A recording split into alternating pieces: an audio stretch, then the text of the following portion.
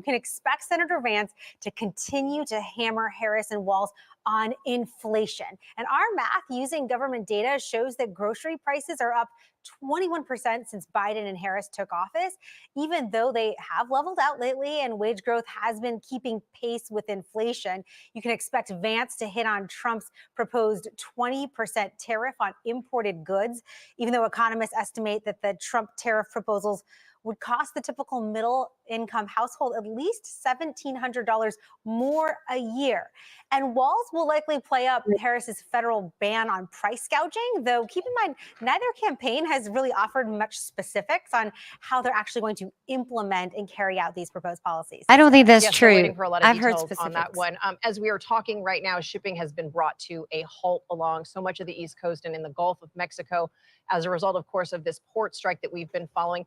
How much do you expect that to impact prices in the coming weeks and days? Look, it's at least 25,000 union dock workers at 14 ports from Houston to Boston. They walked off the job last night at midnight, right? They should be and fired. According to JP Morgan Chase, the strike could cost the economy up to $5 billion a day. I'm disgusted by that. Economists worry that a longer strike would disrupt the supply chain on everything from your perishable foods to cars and construction materials. But we also know it will affect that everything. Like fuel everything. for home heating oil, for example, diesel gas, those are actually transported in ways that are not expected to be impacted by the strike. And according to the New York governor, Kathy Hochul, there's no need to be, running and panicking and going to the grocery store and stockpiling goods as you might have done, during the pandemic. Yes, please do not do that. Concerns coming just 5 weeks out from this election. But the other top issue on the campaign trail, how much families are struggling to cover the cost of childcare. This has been a big one in terms of talking points. Senator Vance made some headlines recently over his suggestion that grandparents should be more involved. Yeah, Cecilia, this caught the attention of a lot of parents of young kids. This is the care economy, right? It's been a central talking point for both Vance and WALZ.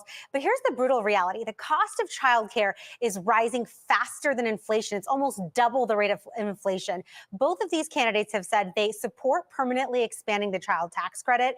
Harris and WALZ have also said federal paid family leave would be an important priority here if they win. But again, few specifics on how long it should be. And we do know that Vance told our colleague Margaret Brennan back in August that he supports an expanded child tax credit, expanded child care options for families beyond preschool and daycare. But that grandparents comment certainly striking a chord, saying aunts and uncles should be helping out more too, Cecilia. Agreed. Yeah, Jolene, I was really... That's our youngest daughter's name, Cecilia Rose. All right, you guys. So they're just giving us some pre-show stuff. We are, the clock is on. We are patiently waiting. How do you think the debate's going to go tonight, you guys? And who do you want to see prevail in this debate? Are you leaning more towards Kamala Harris and JD Vance? Hey, babe. So Big Russ is on stage with us. Hey, babe. Hey, how's it going? Good. Thanks for coming in. Oh, no. Oh, no. Oh, no. Don't tell me. Wait. Let me see if I can do this. Yeah. Why is this? Oh, it's the way I've got it set up. Hold on, baby. Hey, there we go. All right. I could make myself as small as you too, baby. How's it do it? I've been playing around with the layout. Oh, no. I'm just going to have to do it like this. All right, you guys. Hey, you guys. Welcome to House Connell. You guys, Big Russ is on deck with us, and we are getting ready to jump into this debate. It's about to start momentarily. Babe, what are you looking to see tonight? Well, of course, you know what a huge fan I am of JD Vance, right? Yeah. And, I expect to see, in my opinion, he's an even better debater than Trump is. He is. And so I fully expect tonight, the way that tonight is going to go for him, even though it's going to be another lopsided 3-1 debate with, the moderators.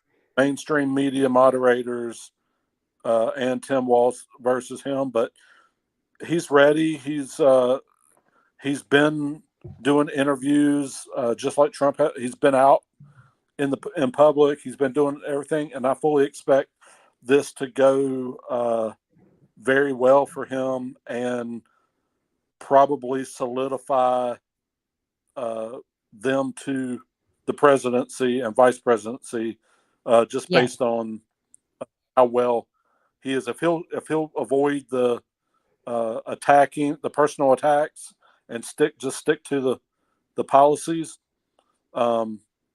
there's no way that it can go badly for him tonight. He'll do well, and so I'm anxious to see. What do you think about what mainstream media is saying about what JD Vance has recently talked about? Grandparents should step in, family needs to step in, aunts, uncles. And that's the first question. The second question is, how do you feel about more child tax credit or more, it is a tax credit. That's one thing, giving out free cash and all that. I mean, I thought the whole point is to get people off of a welfare system and self-sustaining and self-sufficient. So that, they were saying that no one's really given a clear-cut plan. I've heard a few things pretty clear-cut on, the red side. Yeah, I mean, I'm not like for complete handouts in every situation, but I don't have a problem with child tax credits. I don't either. From either side. I mean, I think that's important because it does. It takes a village to raise kids. It does. It does, and both financially and actually caring socially. Socially. So I have zero problem if they wanted to give $20,000 tax credit. Like I think that's important because it takes a lot to raise kids. Well, and it's based on what you make too. I don't know where it came, all of a sudden these tax credits got out of control because then people were just getting gobs of money and people were selling Social Security. I mean, it was getting nuts. Anyways, so how do you feel about, I think it's in Arkansas or it might have been Arizona, where they found over 200,000 registered voters that don't have they just said they have their documentation and that they're going to wait until after the general election to verify. We knew that was coming. We knew there was going to be some fraudulent stuff. I mean, some states just can't help themselves. They can't. They're gonna do it, even though they say they're not going to do it. They're not going to police it the way that they're supposed to. No matter what, we knew that this was coming, but I think you had even made a comment on something where maybe I saw it on X or something where hey, we're just hoping that it's going to go in. If you're going to cheat and allow people that probably shouldn't vote to vote, let's hope it was in the direction towards Trump and Vance versus and maybe it'll just kind of blow up in their faces. I'm with you on that one. I keep reminding people, look, if they accelerated your application to make you a United States citizen, that's the beauty of freedom in the United States, that you can vote for who you want to vote for. Now, if they say, oh, well, I mean, that would be flat out illegal. So if anyone is promising you anything for their vote, please report them. Please report them. All right, so let's check in and see where we are. We're about 5 minutes out. And struck by this next one. The countdown. The countdown is on. Who's this guy? Had some surprises. The intensification of the situation in the Middle East, major storms ravaging the Southeast that are now going to cause some debate over spending and climate change. All of them a reminder that as president, whoever is president, faces all sorts of unexpected challenges that suddenly can crop up. And, it'll be interesting to see tonight exactly how that factors in to the debate. Cecilia? All right, Ed, Cecilia, you don't get to go anywhere. We're going to be Rosie, checking back in with you when it is all over. And we are now just officially minutes away from the start of this debate. I want to get your final thoughts, Major. I want to start with you because we've been saying so much is on the line tonight. How much of tonight is about the audience of one for JD Vance? A considerable amount. President Trump has expectations for J.D. Vance. J.D. Vance knows, as Robert Costa so thoroughly laid out, at age 40, his entire political career is ahead of him. If this ticket does not prevail, the Republican Party will find itself in an uncomfortable and unwelcome and unwanted post-Trump era. What role does J.D. Vance play in that? Oh, A please. considerable amount of that decision will be drawn from what he does tonight. He knows that. I don't think, did JD Vance even truly want to be in politics? You know, I think he just found himself in it like Trump did, right? No, I think he actually wanted to be. So he was already like a senator or something. Has he Yeah, served yet? yeah. Okay, so he has. Yeah. He's currently a senator. Yeah. Which, if he becomes vice president, then somebody else will move into his His spot. shoes. But yeah, I think tonight should, he does have a lot riding on tonight for his future or whatever. But I don't think he's going to stumble. He's got a lot of strong support. You know, you got I've strong. anybody as young as him No. be But ready. look at Byron Daniels. Byron Daniels is young. Tulsi Gabbard, all of them, like aren't they all around the same age? I They are think at least Byron Donald. Is it Byron Donald or Daniels? Donalds. Donald, Byron Donalds. He is a beast. Let me tell you. He And is, but I'm telling you, J.D. Vance is like this close to being just a few things polished up, and he's this close to being ready. That yeah, is why Trump picked him for I his agree. vice president. He is ready to step in that role I whenever. think it would be cool to see JD Vance president and Byron Daniels possibly Yeah, run on a vice presidency ticket with them. I don't think we're ready for a woman, not after this. I mean, Tulsi Gabbard would be great, don't get me wrong, but I think they understand that too. You know, like yeah, the nation is not going to trust women after Hillary and after Kamala and after the atrocities that have been committed. I don't think they will. Okay, let's check in, guys. It should be starting anytime. We've got In 1 minute, contrast, you Governor guys. WALZ is 60, 1 year older than Kamala Harris. He does not have any obvious designs on the presidency if Kamala Harris wins and serves Well, out then two. why would you pick him as your vice president? All right, here we go, guys. That's what they'll be looking for tonight. No handshake. No handshake. handshake. And there you have Governor Uh-oh. WALZ appears to be taking some notes. J.D. Vance doing the same as our colleagues. And they were Margaret shaking and hands Nora. before. You ready for this, babe? That's right. ready. Well, we All right, have the let's vice mute out. presidential debate coming up in a moment. It will be moderated by our own Nora O'Donnell and Margaret Brennan.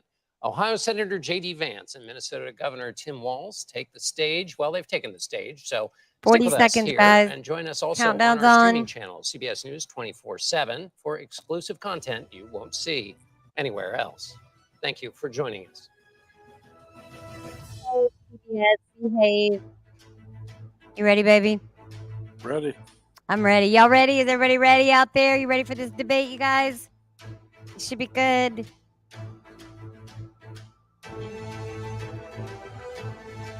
You want the phone in, baby?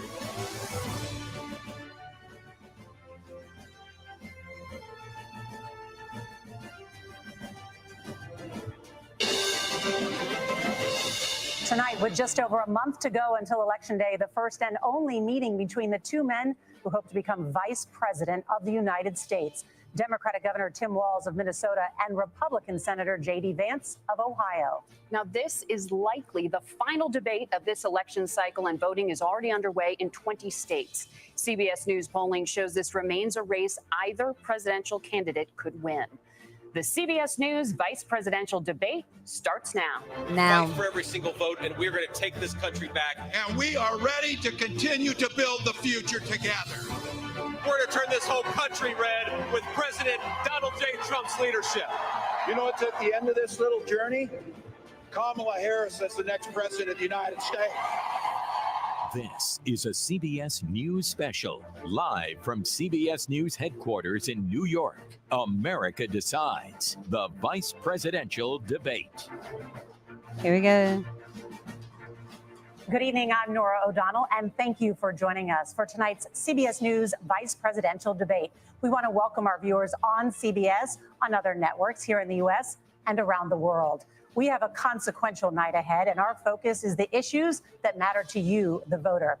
Let's introduce the candidates. Minnesota's Democratic Governor Tim Walz and Ohio's Republican Senator J.D. Vance tonight meeting for the first time. I'm Margaret Brennan. In order to have a thoughtful and civil debate, these are the rules that both campaigns have agreed to. Questions will be directed at one candidate who will have 2 minutes to respond. The other candidate will be allowed 2 minutes for rebuttal. Then each candidate will get another minute to make further points, with an additional 1 minute each at the discretion of the moderator.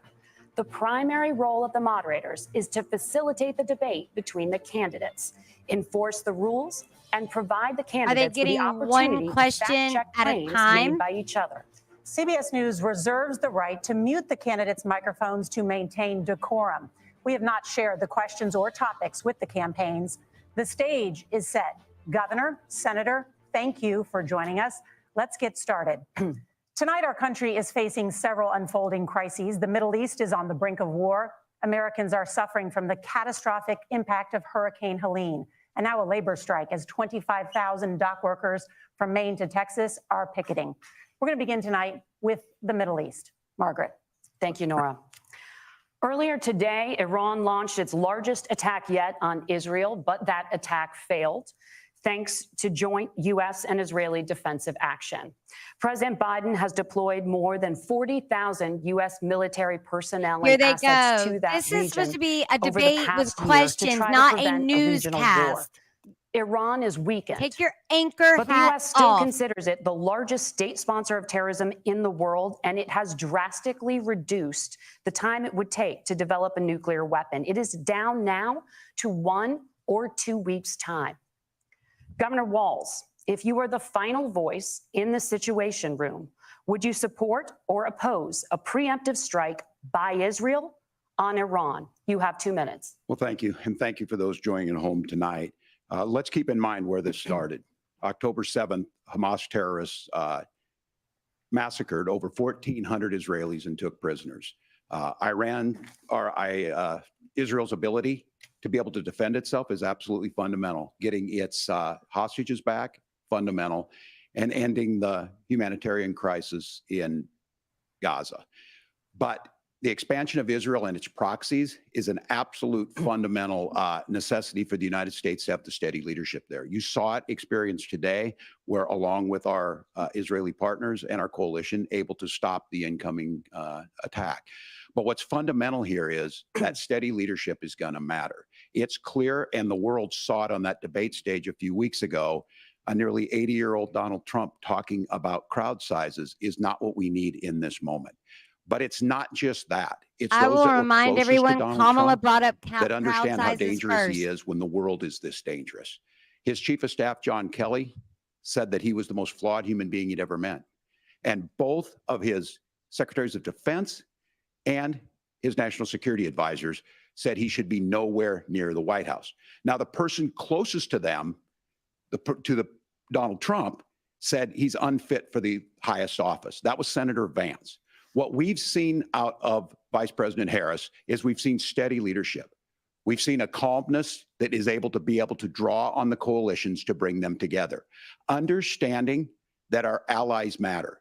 When our allies see Donald Trump turn towards Vladimir Putin, turn towards North Korea, when we start to see that type of fickleness around holding the coalitions together, we will stay committed. And as the vice president said today we will protect our forces and our allied forces, and there will be consequences. Governor, your time is up. Senator Vance, the same question. Would you support or oppose a preemptive strike by Israel on Iran? You have 2 minutes. So, Margaret, I want to answer the question. First of all, thanks, Governor. Thanks to CBS for hosting the debate. And thanks, most importantly, to the American people who are watching this evening and caring enough about this country to pay attention to this vice presidential debate. I want to answer the question, but I want to actually give an introduction to myself a little bit, because I recognize a lot of Americans don't know who either one of us are.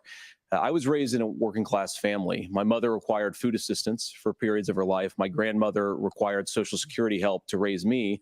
And she raised me in part because my own mother struggled with addiction for a big chunk of my early life.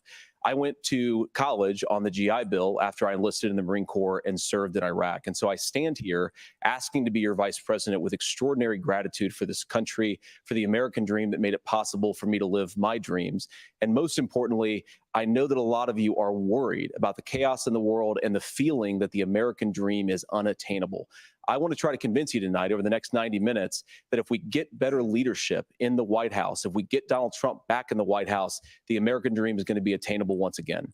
Now, to answer this particular question, we have to remember that as much as Governor Walz just accused Donald Trump of being an agent of chaos, Donald Trump actually delivered stability in the world, and he did it by establishing effective deterrence. People were afraid of stepping out of line.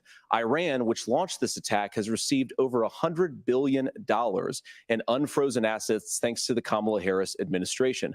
What do they use that money for? They use it to buy weapons that they're now launching against our allies, and God forbid, potentially launching against the United States as well. Donald Trump recognized that for people to fear the United States, you needed peace through strength. They needed to recognize that if they got out of line, the United States global leadership would put stability and peace back in the world. Now, you asked about a preemptive strike, Margaret, and I want to answer the question. Look, it is up to Israel what they think they need to do to keep their country safe, and we should support our allies wherever they are when they're fighting the bad guys. I think that's the right approach to take with the Israel question. Thank you, Senator. Governor Walz, do you care to respond to any of the allegations? Well, look, Donald Trump was in office. We'll sometimes hear a revisionist history, but when Donald Trump was in office, it was Donald Trump who we had a coalition of nations that had boxed Iran's nuclear program in, the inability to advance it. Donald Trump pulled that program and put nothing else in its place. So Iran is closer to a nuclear weapon than they were before because of Donald Trump's fickle leadership. And when Iran shot down an American aircraft in international airspace, Donald Trump tweeted, because that's the standard diplomacy of Donald Trump. And when Iranian missiles did fall near U.S. troops and they received traumatic brain injuries, Donald Trump wrote it off as headaches. Look, our allies understand that Donald Trump is fickle. He will go to whoever has the most flattery or where it makes sense to him. Steady leadership like you witnessed today, like you witnessed in April. Both Iranian attacks were repelled. Our coalition is strong, and we need the steady leadership that Kamala Harris is providing. Senator Vance, the U.S. did have a diplomatic deal with Iran to temporarily pause parts of its nuclear program, and President Trump did exit that deal. He recently said, just 5 days ago, the U.S. must now make a diplomatic deal with Iran because the consequences are impossible. Did he make a mistake? You have 1 minute. Well, first of all, Margaret, diplomacy is not a dirty word, but I think that's something that Governor Walz just said is quite extraordinary. You yourself just said Iran is as close to a nuclear weapon today as they have ever been. Amen. And Governor Walz, you blame Donald Trump, who has been the vice president for the last 3.5 years. And the answer is your running mate, not mine. Donald Trump consistently made the world more secure. Now, we talk about what the sequence of events that led us to where we are right now, and you can't ignore October the 7th, which I appreciate Governor Walz bringing up. But when did Iran and Hamas and their proxies attack Israel? It was during the administration of Kamala Harris. So Governor Walz can criticize Donald Trump's tweets, but effective, smart diplomacy and peace through strength is how you bring stability back to a very broken world. Donald Trump has already done it once before. Ask yourself at home, when was the last time, I'm 40 years old, when was the last time that an American president didn't have a major conflict break out? The only answer is during the 4 years that Donald Trump was president. Gentlemen, we have a lot to get to. Nora? Margaret, thank you. Let's turn now to Hurricane Helene. The storm could become one of the deadliest on record. More than 160 people are dead and hundreds more are missing. Scientists say climate change makes these hurricanes larger, stronger, and more deadly because of the historic rainfall. Senator Vance, according to CBS News polling, 7 in 10 Americans and more than 60% of Republicans under the age of 45 favor the U.S. taking steps to try and reduce climate change. Senator, what responsibility would the Trump administration have to try and reduce the impact of climate change I'll give you 2 minutes. Sure. So first of all, let's start with the hurricane, because it's an unbelievable, unspeakable human tragedy. I just saw today actually a photograph of 2 grandparents on a roof with a 6-year-old child, and it was the last photograph ever taken of them because the roof collapsed and those innocent people lost their lives. And I'm sure Governor Walz joins me in saying our hearts go out to those innocent people, our prayers go out to them, and we want as robust and aggressive as a federal response as we can get to save as many lives as possible, and then of course afterwards to help the people in those communities rebuild. I mean, these are communities that I love. Some of them I know very personally in Appalachia, all across the Southeast. They need their government to do their job. And I commit that when Donald Trump is president again, the government will put the citizens of this country first when they suffer from a disaster. Now, Nora, you asked about climate change. I think this is a very important issue. Look, a lot of people are justifiably worried about all these crazy weather patterns. I think it's important for us, first of all, to say, Donald Trump and I support clean air, clean water. We want the environment to be cleaner and safer. But one of the things that I've noticed some of our Democratic friends talking a lot about is a concern about carbon emissions, this idea that carbon emissions drives all of the climate change. Well, let's just say that's true, just for the sake of argument, so we're not arguing about weird science. Let's just say that's true. Well, if you believe that, what would you want to do? The answer is that you'd want to reshore as much American manufacturing as possible, and you'd want to produce as much energy as possible in the United States of America, because we're the cleanest economy in the entire world. What have Kamala Harris's policies actually led to? More energy production in China, more manufacturing overseas, more doing business in some of the dirtiest parts of the entire world. And when I say that, I mean the amount of carbon emissions they're doing per unit of economic output. So if we actually care about getting cleaner air and cleaner water, the best thing to do is to double down and invest in American workers and the American people. And unfortunately, Kamala Harris has done exactly the opposite. Governor Walz, you have 2 minutes to respond. Well, we got close to an agreement because all those things are happening. Look, first of all, it is a horrific tragedy with this hurricane. And my heart goes out to the folks that are down there in contact with the governors. I serve as co-chair of the Council of Governors as we work together on these emergency managements. Governors know no partisanship. They work together to all of the governors and the emergency responders are on the ground. Those happen on the front end. The federal government comes in, makes sure they're there to that we recover, but we're still in that phase where we need to make sure that they're staying there, staying focused. Now, look, coming back to the climate change issue, there's no doubt this thing roared onto the scene faster and stronger than anything we've seen.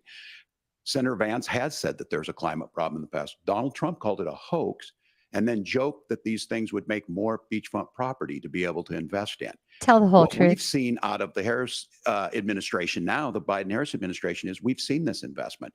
We've seen massive investments, the biggest in global history that we've seen in the Inflation Reduction Act, has created jobs all across the country. 2,000 in Jeffersonville, Ohio, taking the EV technology that we invented and making it here. 200,000 jobs across the country. Who invented the largest it? solar manufacturing plant in North America sits in Minnesota. But my farmers know climate change is real. They've seen 500-year droughts, 500-year floods back to back. But what they're doing is adapting, and this has allowed them to tell me, look, I harvest corn, I harvest soybean, and I harvest wind. We are producing more natural gas and more oil at any time than we ever have. We're also producing more clean energy. So the solution for us is to continue to move forward, that climate change is real. Reducing our impact is absolutely critical, but this is not a false choice. You can do that at the same time you're creating the jobs that we're seeing all across the country. That's exactly what this administration has done. We are seeing us becoming an energy superpower for the future, not just the current. And that's what absolutely makes sense. And then we start thinking about how do we mitigate these disasters. Thank you. Senator, I want to give you an opportunity to respond there. The governor That mentioned felt like that 4 President minutes. Trump has called climate change a hoax. Do you agree? Well, look, what the president has said is that if the Democrats, in particular Kamala Harris and her leadership, if they really believe that climate change is serious, what they would be doing is more manufacturing and more energy production in the United States of America, and that's not what they're doing. So clearly, Kamala Harris herself doesn't believe her own rhetoric on this. If she did, she would actually agree with Donald Trump's energy policies. Now, something Governor Walz said I think is important to touch upon, because when we talk about clean energy, I think that's a slogan that often the Democrats Democrats will use here. I'm talking, of course, about the Democratic leadership. And the real issue is that if you're spending hundreds of millions or even billions of dollars of American taxpayer money on solar panels that are made in China, number one, you're going to make the economy dirtier. We should be making more of those solar panels here in the United States of America. Some of them are, Mute Tim, his but a mic. lot of them are being made overseas in China, especially the components that go into those solar panels. So if you really want to make the environment cleaner, you've got to invest in more energy production. We haven't built a nuclear facility, I think, one in the past 40 years. Natural gas, we got to invest more in it. Kamala Harris has done the opposite. That's raised energy prices and also meant that we're doing Senator, worse by your the time climate. is up. Governor, would you like to respond? Well, look, we're producing more natural gas than we ever have. There's no moratorium on that. We're producing more oil, but the folks know, and like I said, again, these are not liberal folks. These are not folks that are Green New Deal folks. These are farmers that have been drought one year, massive flooding the next year. They understand that it makes sense. Look, our number one export cannot be topsoil from erosion from these massive storms. We saw it in Minnesota this summer. And thinking about how do we respond to that, we're thinking ahead on this. And what Kamala Harris has been able to do in Minnesota, we're starting to weatherproof some of these things. The How much time are they going to give him? allows us to think about mitigation in the future. How do we make sure that we're protecting by burying our power lines? How do we make sure that we're protecting lakefronts and things that we're seeing more and more of? But to call it a hoax and to take the oil company executives to Mar-a-Lago, say, give me money for my campaign and I'll let you do whatever you want. We can be smarter about that. And an all above energy policy is exactly what she's doing, creating those jobs right here. Governor, your time is up. The overwhelming consensus among scientists is that the Earth's climate is warming at an unprecedented rate. Margaret. Thank you, Nora. We're going to turn now to immigration. The crisis at the U.S.-Mexico border consistently ranks as one of the top issues for American voters. Senator Vance, your campaign is pledging to carry out the largest mass deportation plan in American history and to use the U.S. military to do so. Could you be more specific about exactly how this will work? For example, would you deport parents who have entered the U.S. illegally and separate them from any of their children who were born on U.S. soil? You have 2 minutes. So first of all, Margaret, before we talk about deportations, we have to stop the bleeding. We have a historic immigration crisis because Kamala Harris started and said that she wanted to undo all of Donald Trump's border policies. 94 executive orders suspending deportations, decriminalizing illegal aliens, massively increasing the asylum fraud that exists in our system. That has opened the floodgates. And what it's meant is that a lot of fentanyl is coming into our country. I had a mother who struggled with opioid addiction and has gotten clean. I don't want people who are struggling with addiction to be deprived of their second chance because Kamala Harris let in fentanyl into our communities at record levels. So you've got to stop the bleeding. You've got to re-implement Donald Trump's border policies, build the wall, re-implement deportations. And that gets me to your point, Margaret, about what do we actually do? So we've got 25 million illegal aliens who are here in the country. What do we do with them? I think the first thing that we do is we start with the criminal migrants. About 1 million of those people have committed some form of crime in addition to crossing the border illegally. I think you start with deportations on those folks. And then I think you make it harder for illegal aliens to undercut the wages of American workers. A lot of people will go home if they can't work for less than minimum wage in our own country. And by the way, that'll be really good for our workers who just want to earn a fair wage for doing a good day's work. And the final point, Margaret, is you ask about family separation. Right now in this country, Margaret, we have 320,000 children that the Department of Homeland Security has effectively lost. Some of them have been sex trafficked. Some of them hopefully are at homes with their families. Some of them have been used as drug trafficking mules. The real family separation policy in this country is unfortunately Kamala Harris's wide open southern border. And I'd ask my fellow Americans to remember when she came into office, she said she was going to do this. Real leadership would be saying, you know what, I screwed up. We're going to go back to Donald Trump's border policies. I wish that she would do that. It would be good for all of us. Governor, do you care to respond to any of those specific allegations, including that the vice president is, quote, letting in fentanyl and using kids as drug mules, among other His things. earrings are Yeah, glitching. Children. The drug mule is not true, but I will say about this, about the fentanyl, because this is a crisis of this, the opioid crisis. And What the does he good mean news drug on mules this aren't is the true? last 12 months saw the largest decrease in opioid deaths in our nation's history, 30% decrease in Ohio, but there's still more work to do.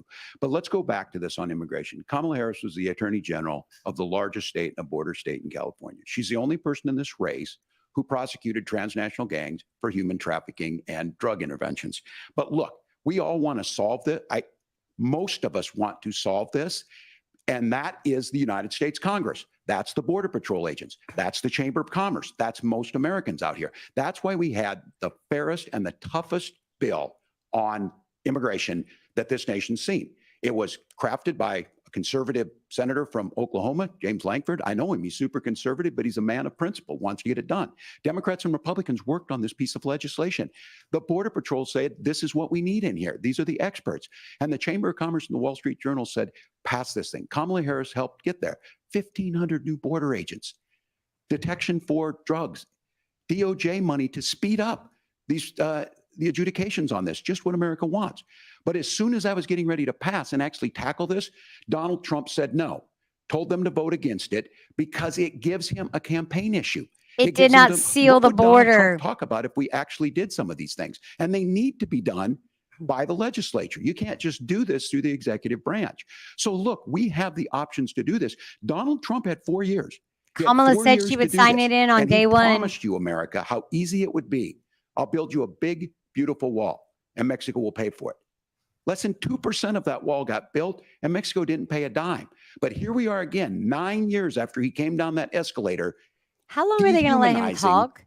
people and telling him what he was going to do. As far as the deportation plan, at one point, Senator Vance See said it JD was so looking unworkable like, to be laughable. what is this? So that's where we're This at. is a monologue. Pass the bill, she'll sign it.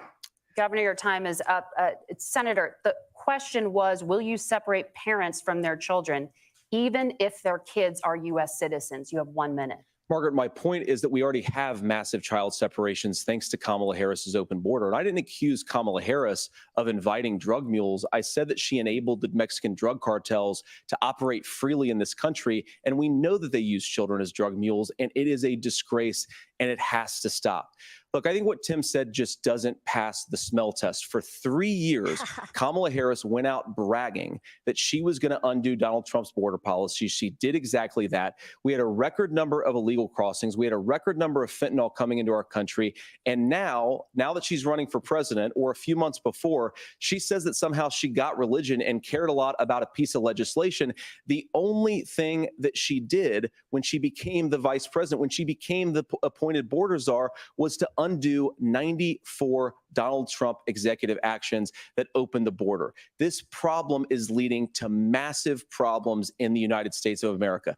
Parents who can't afford health care, schools that are overwhelmed. It's got to stop, and it will when Donald Trump is president again. Senator, your time is up. Governor, what about our CBS News polling, which does show that a majority of Americans, more than 50%, support mass deportations? Look, we fix this issue with a bill that is necessary, but the issue on this is what happens when you don't want to solve it. You demonize it. And we saw this, and Senator Vance, and it surprises me on this, talking about and saying, I will create stories to bring attention to this. That vilified a large number of people who were here legally in the community of Springfield.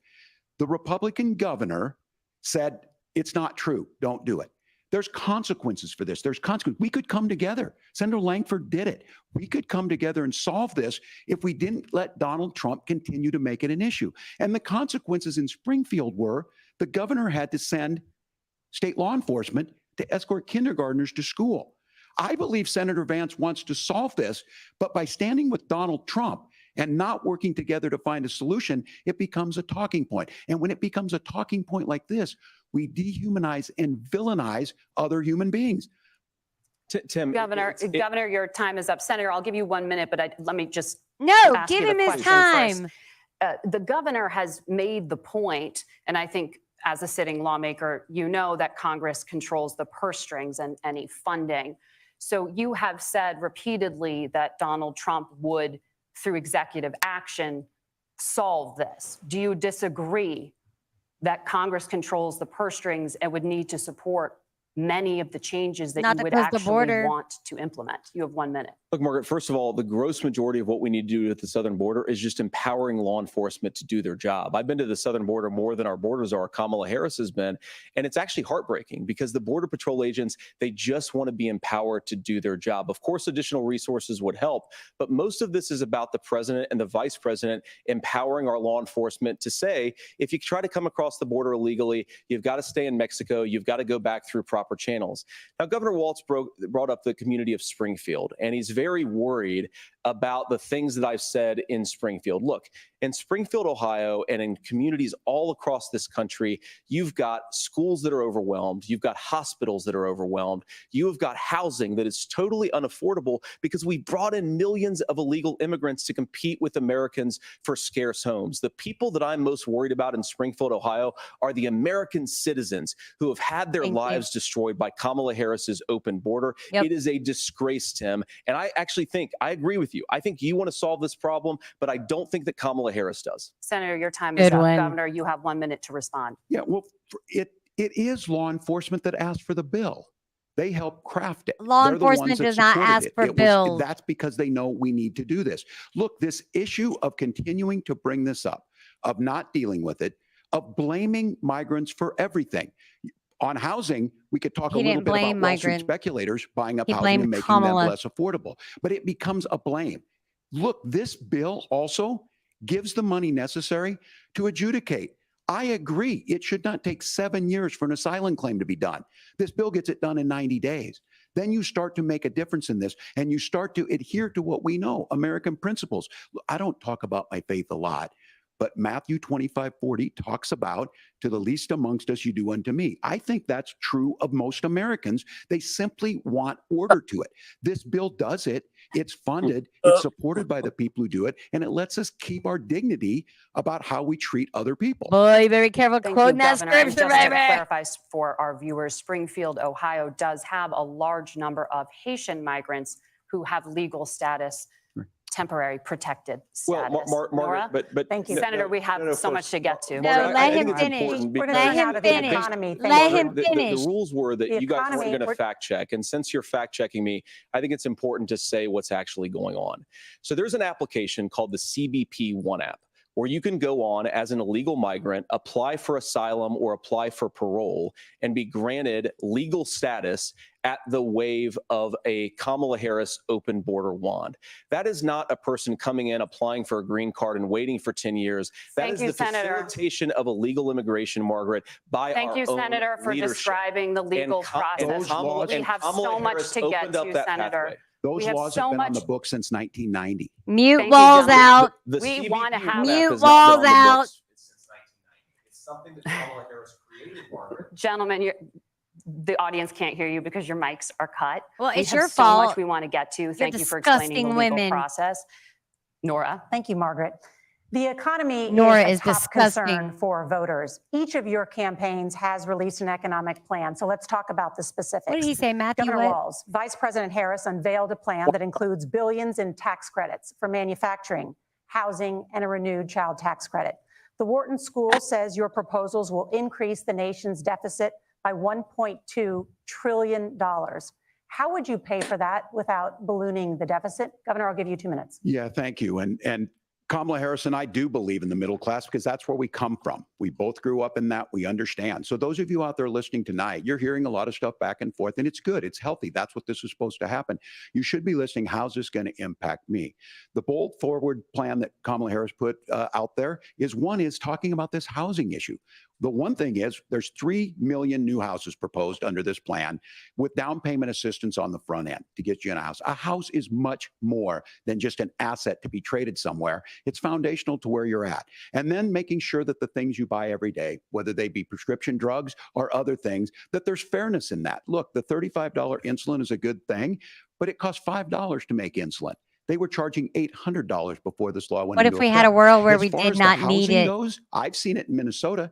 12% more houses in Minneapolis, prices went down on rent 4%. It's working. And then making sure tax cuts go to the middle class. $6,000 child tax credit, we have one in Minnesota, reduces childhood poverty by a third. We save money in the long run, and we do the right thing for families. And then getting businesses off the ground. The law as it stands right now is $5,000 tax credit for small business, increasing that to $50,000. Now, this is a philosophical difference between us. Donald Trump made a promise, and I'll give you this. He kept it. He took folks to Mar-a-Lago, said, you're rich as hell, I'm gonna give you a tax cut. He gave the tax cuts that predominantly went to the top class. What happened there was an $8 trillion increase in the national debt, the largest ever. Now he's proposing a 20% consumption or sales tax on everything we bring in. Everyone agrees, including businesses, it would be destabilizing it, it would increase inflation and potentially lead to a recession.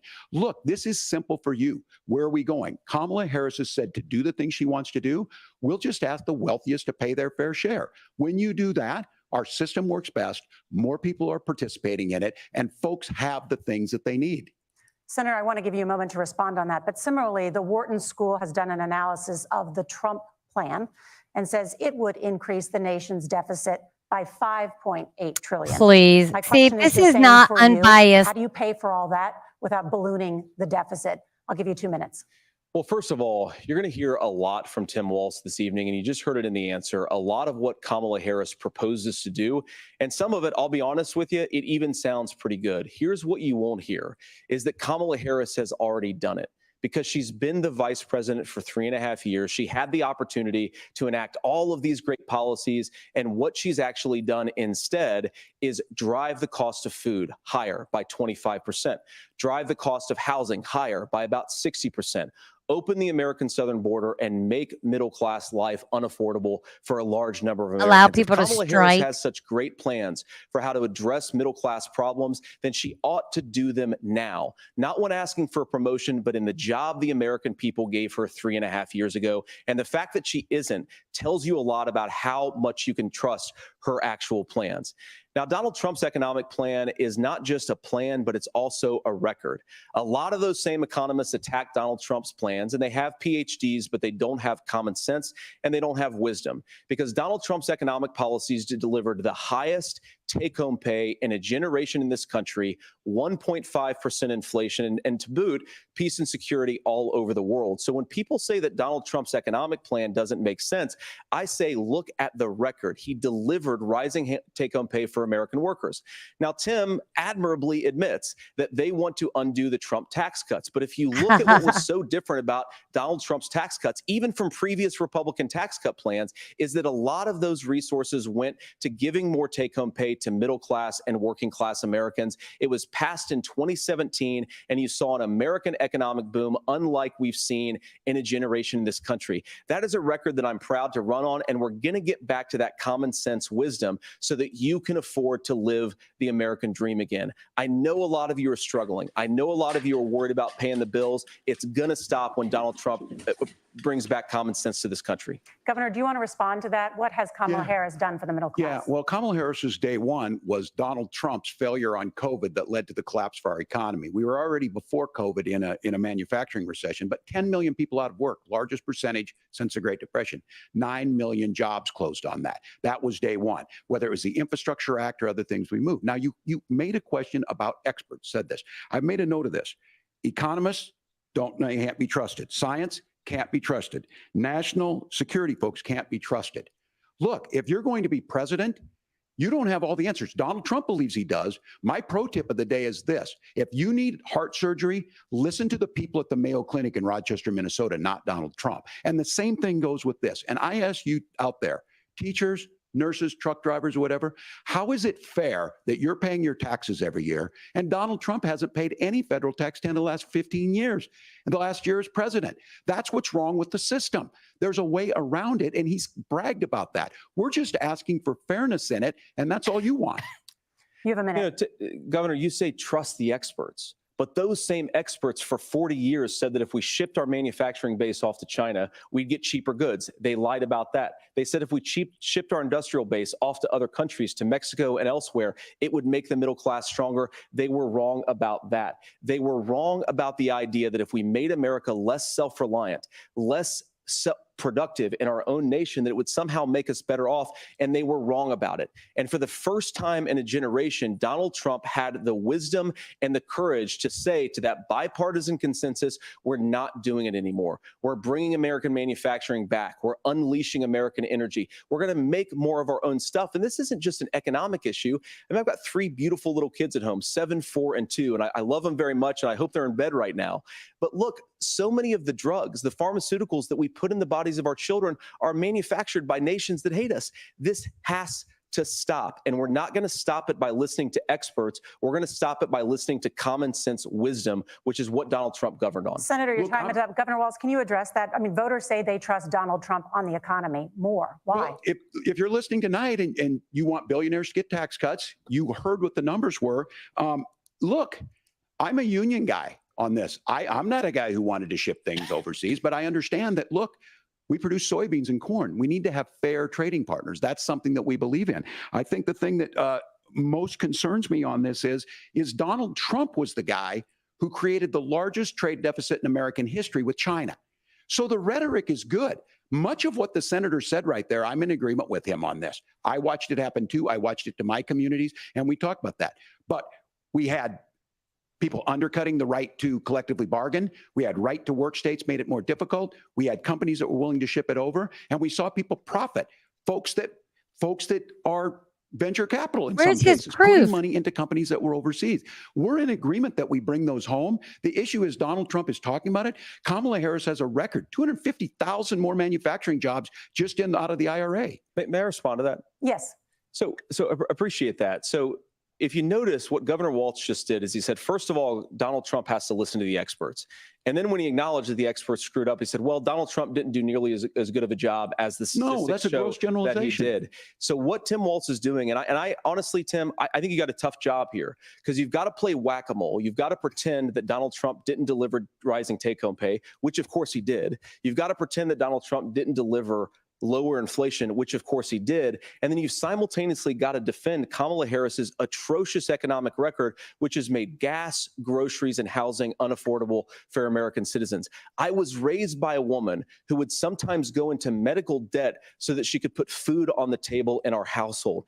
I know what it's like to not be able to afford the things that you need to afford. We can do so much better. To all of you watching, we can get back to an America that's affordable again. We just got to get back to common sense economic principles. I hope we have a conversation on healthcare then. Senator, Governor. Please. Thank you. Margaret? We have a lot to get to ahead, gentlemen, on many topics. But right now, I want to talk about Did you see his face? Personal qualifications. The vice president is often the last voice the president hears before making consequential decisions. We want to ask you about your leadership qualities.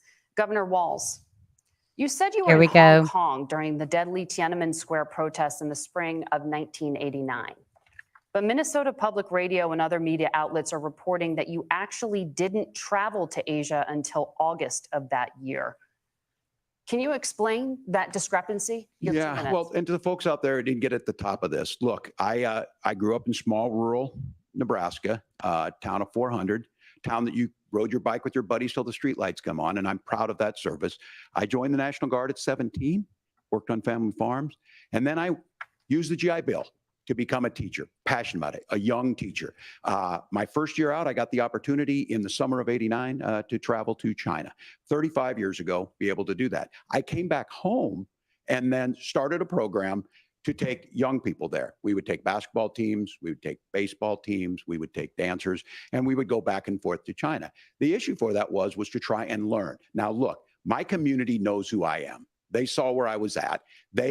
Look, I will be the first to tell you, I have poured my heart into my community. I've tried to do the best I can, but I've not been perfect. And I'm a knucklehead at times, but it's always been about that. Those same people elected me to Congress for 12 years.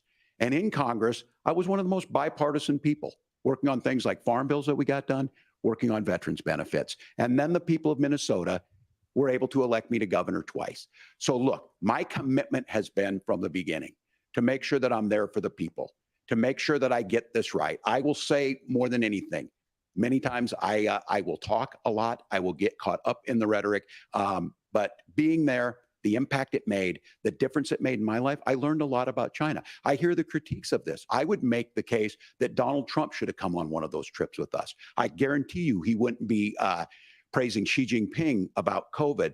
And I guarantee you he wouldn't start a trade war that he ends up losing. So this is about trying to understand the world. It's about trying to do the best you can for your community. And then it's putting yourself out there and letting your folks understand what it is. My commitment, whether it be through teaching, which I was good at, or whether it was being a good soldier or was being a good member of Congress, those are the things that I think are the values that people care about. Governor, just to follow up on that, the question was, can you explain the discrepancy? All I said on this is I got there that summer and misspoke on this. He was a So knucklehead, I is will what he said. That's what I've said. So I was in Hong Kong and China during the democracy protests went in. And from that, I learned a lot of what needed to be in governance. Thank you, Governor. Senator Vance, in 2016, you called your running mate, Donald Trump, unfit for the nation's highest office, and you said he could be America's Hitler. I know you've been asked many times, and you've said you regret those comments and explained you then voted for Donald Trump in 2020.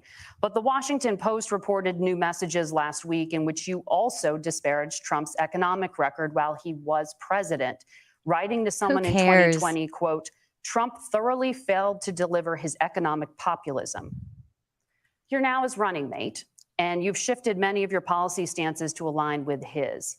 If you become vice president, why should Americans trust that you will give Donald Trump the advice he needs to hear and not just the advice he wants to hear?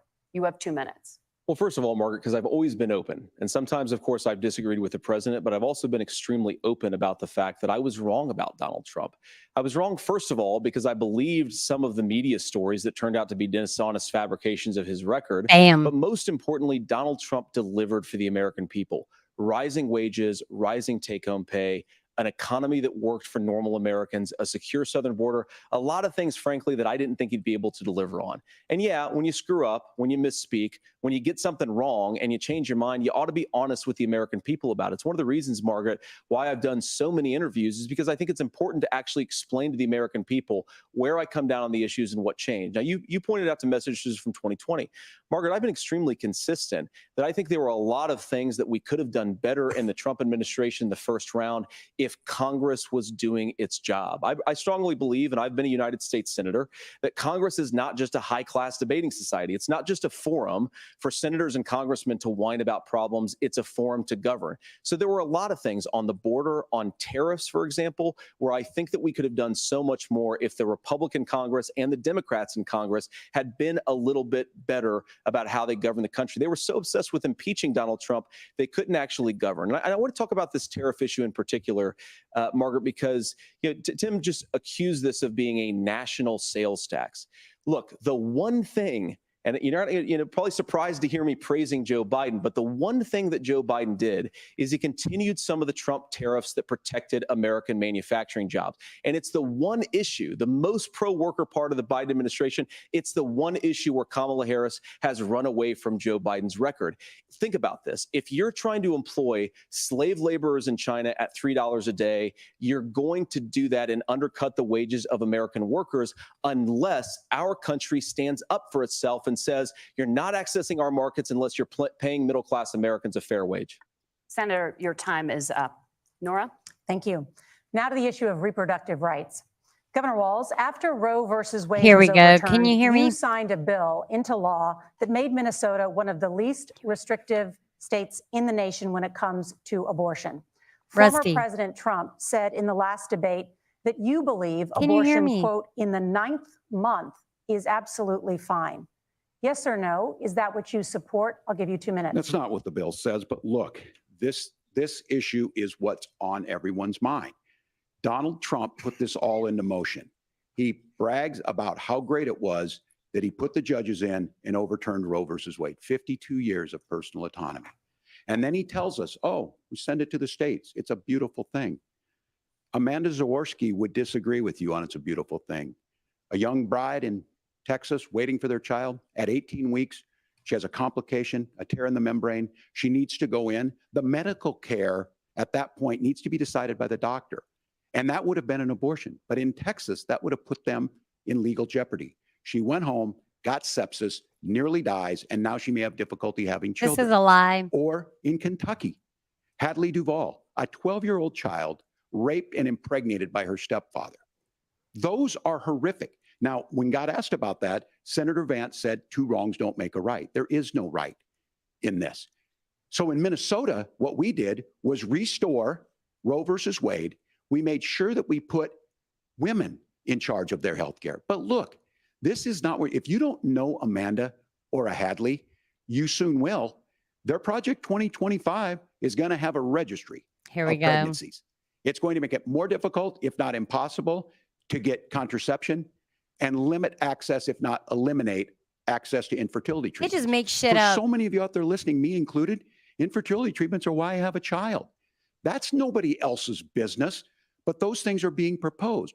And the catch-all on this is, well, the states will decide what's right for Texas might not be right for Washington.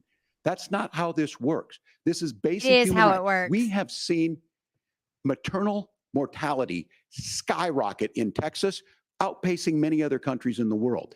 This is about healthcare. In Minnesota, we are ranked first in healthcare for a reason. We trust women, we trust doctors. Senator, do you want to respond to the governor's claim? Will you create a federal pregnancy monitoring agency? No, Nora, certainly we won't. And I want to talk about this issue because I know a lot of Americans care about it, and I know a lot of Americans don't agree with everything that I've Can you ever hear me said now? on this topic. And, you know, I grew up in a working class family in a neighborhood where I knew a lot of young women who had unplanned pregnancies and decided to terminate those pregnancies Can you because hear they me? feel like they didn't have any other options. And, you know, one of them is actually very dear to me. And I know she's watching tonight, and I love you. And she told me something a couple years ago that she felt like if she hadn't had that abortion, that it would have destroyed her life because she was in an abusive relationship. And I think that what I take from that as a Republican who proudly wants to protect innocent life in this country, who proudly wants to protect the vulnerable, is that my party, we've got to do so much better of a job at earning the American people's trust back on this issue where they frankly just don't trust us. And I think that's one of the things that Donald Trump and I are endeavoring to do. I want us as a Republican Party to be pro-family in the fullest sense of the word. I want us to support fertility treatments. I want us to make it easier for moms to afford to have babies. I want it to make it easier for young families to afford a home so they can afford a place to raise that family. And I think there's so much that we can do on the public policy front just to give women more options. Now, of course, Donald Trump has been very clear that on the abortion policy specifically, that we have a big country and it's diverse. And California has a different viewpoint on this than Georgia. Georgia has a different viewpoint from Arizona. And the proper way to handle this, as messy as democracy sometimes is to let voters make these decisions, let the individual states make their abortion policy. And I think that's what makes the most sense in a very big, a very diverse, and let's be honest, sometimes a very, very messy and divided country. Governor, would you like to respond and also answer the question about restrictions? Yeah, well, the question got asked and Donald Trump made the accusation that wasn't true about Minnesota. Well, let me tell you about this idea that there's diverse states. There's a young woman named Amber Thurman. She happened to be in Georgia, a restrictive state. Because of that, she had to travel a long distance to North Carolina to try and get her care. Amber Thurman died in that journey back and forth. There's no proof The of fact that. of the matter is, how can we as a nation say that your life It was medical and your malpractice, rights, everyone. as basic as the right to control your own body, is determined on geography? There's a very real chance, had Amber Thurman lived in Minnesota, she would be alive today. That's why the restoration of Roe versus Wade. When you listen to Vice President Harris talk about this subject and you hear me talk about it, you hear us talking exactly the same. Donald Trump is trying to figure out how to get the political right of this. I agree with a lot of what Senator Vance said about what's happening. His running mate, though, does not, and that's the problem.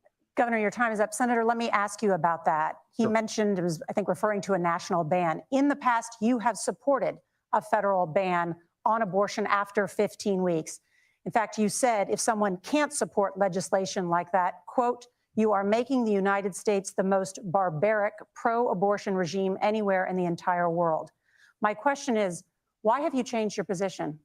Well, Nora, first of all, I never supported a national ban. I did when I was running for Senate in 2022 talk about setting some minimum national standard. For example, we have a partial birth abortion ban in place in this country at the federal level. I don't think anybody's trying to get rid of that, or at least I hope not, though I know that Democrats have taken a very radical pro-abortion stance. But Nora, one of the things that changed is in the state of Ohio, we had a referendum in 2023, and the people of Ohio voted overwhelmingly, by the way, against my position. And I think that what I learned from that, Nora, is that we've got to do a better job at winning back people's trust. So many young women would love to have families. So many young women also see an unplanned pregnancy as something that's going to destroy their livelihood, destroy their education, destroy their relationships. And we have got to earn people's trust back. And that's why Donald Trump and I are committed to pursuing pro-family policies, making childcare more accessible, making fertility treatments more accessible, because we've got to do a better job at that. And that's what real leadership is. Governor, your response.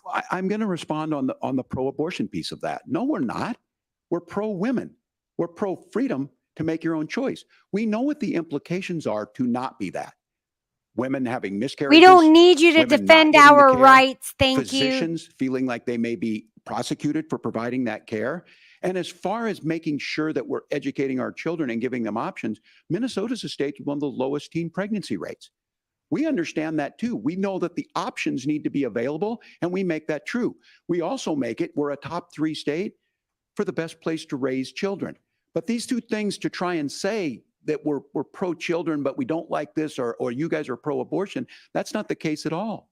We are pro-freedoms for women to make their choices, and we're going, and Kamala Harris is making the case, He keeps to contradicting make himself. options for children more affordable, a $6,000 child tax credit, but we're not going to base that on the backs of making someone like Amber Thurman drive 600 miles to try and get health care. Senator. May I respond to that? First of all, Governor, Medical I agree with you. Amber malpractice. Thurman should still be alive, and there are a lot of people Yes. who should still be alive, and I Yes. certainly wish that she was. Yes. And maybe you're free to disagree with me on this and explain this to me, but as I read the Minnesota law that you signed into law, the statute that you signed into law, it says that a doctor who presides over an abortion where the baby survives, the doctor is under no obligation to provide life-saving care to a baby who survives a botched late-term abortion. That is, I think, That's whether not you're true. pro-choice That or is pro-abortion, despicable. that It is is true. fundamentally barbaric. And that's why I use that word, Nora, is because some of what we've seen, do you want to force Catholic hospitals to perform abortions against their will? Because Kamala Harris has supported suing Catholic nuns to violate their freedom of conscience. We can be a big and diverse country where we respect people's freedom of conscience and make the country more pro-baby and pro-family. But please. Yes, Governor, please respond. Look, this is one where there's always something there. This is a very simple proposition. These are women's decisions to make about their healthcare decisions, and the physicians who So know stay best out when of they it, need to do Tim. this. Trying to distort the way a law is written to try and make a point, that's not it at all. What was I wrong This about, was- Governor? Please tell me, what was I wrong That is about? not the way the law is written. Look, I've given But this. how? I've given this How advice is on the a law lot of written? things, that Tell getting us. involved, getting engaged. That's been misread, and it was fact-checked at the last debate. But the point on this is there's a continuation No, of it these guys wasn't. to try and tell women or to get involved. I use this line on this, just mind your own business on this. Things work best when Roe versus Wade was in place. When we do a restoration of Roe, that works best. That doesn't preclude us from increasing funding for children. It doesn't increase us from making sure that once that child's born, like in Minnesota, they get meals, they get early childhood education, they get health care. So the hiding behind we're going to do all these other things when you're not proposing them in your budget. Kamala Harris is proposing them. She's proposing all those things He to still make didn't life answer the easier for question. families. I asked a specific question, Governor. You Right. gave me a slogan as a response. It's not the case. It's not true. That's not what the law says. So they fact-checked it with President Trump. No, they didn't. Gentlemen, there's a lot to discuss. We have Fact to move check on. it. And we're going to be right back with much more of the CBS News vice presidential debate in just a moment.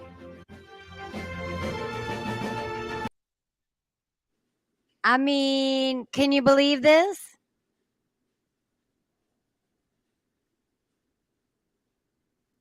Can you believe this? Can you not hear me, babe? Well,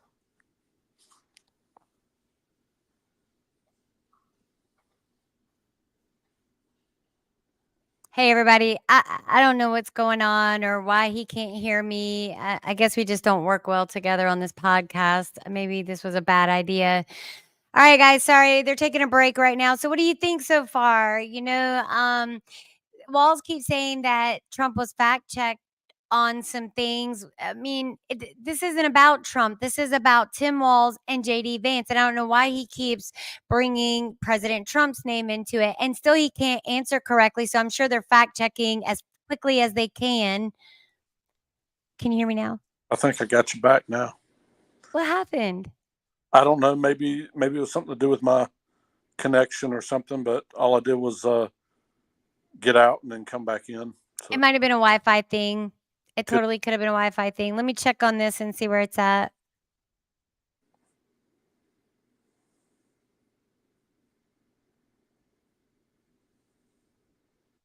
All right, so I've got it muted out for right now. So what do you think so far?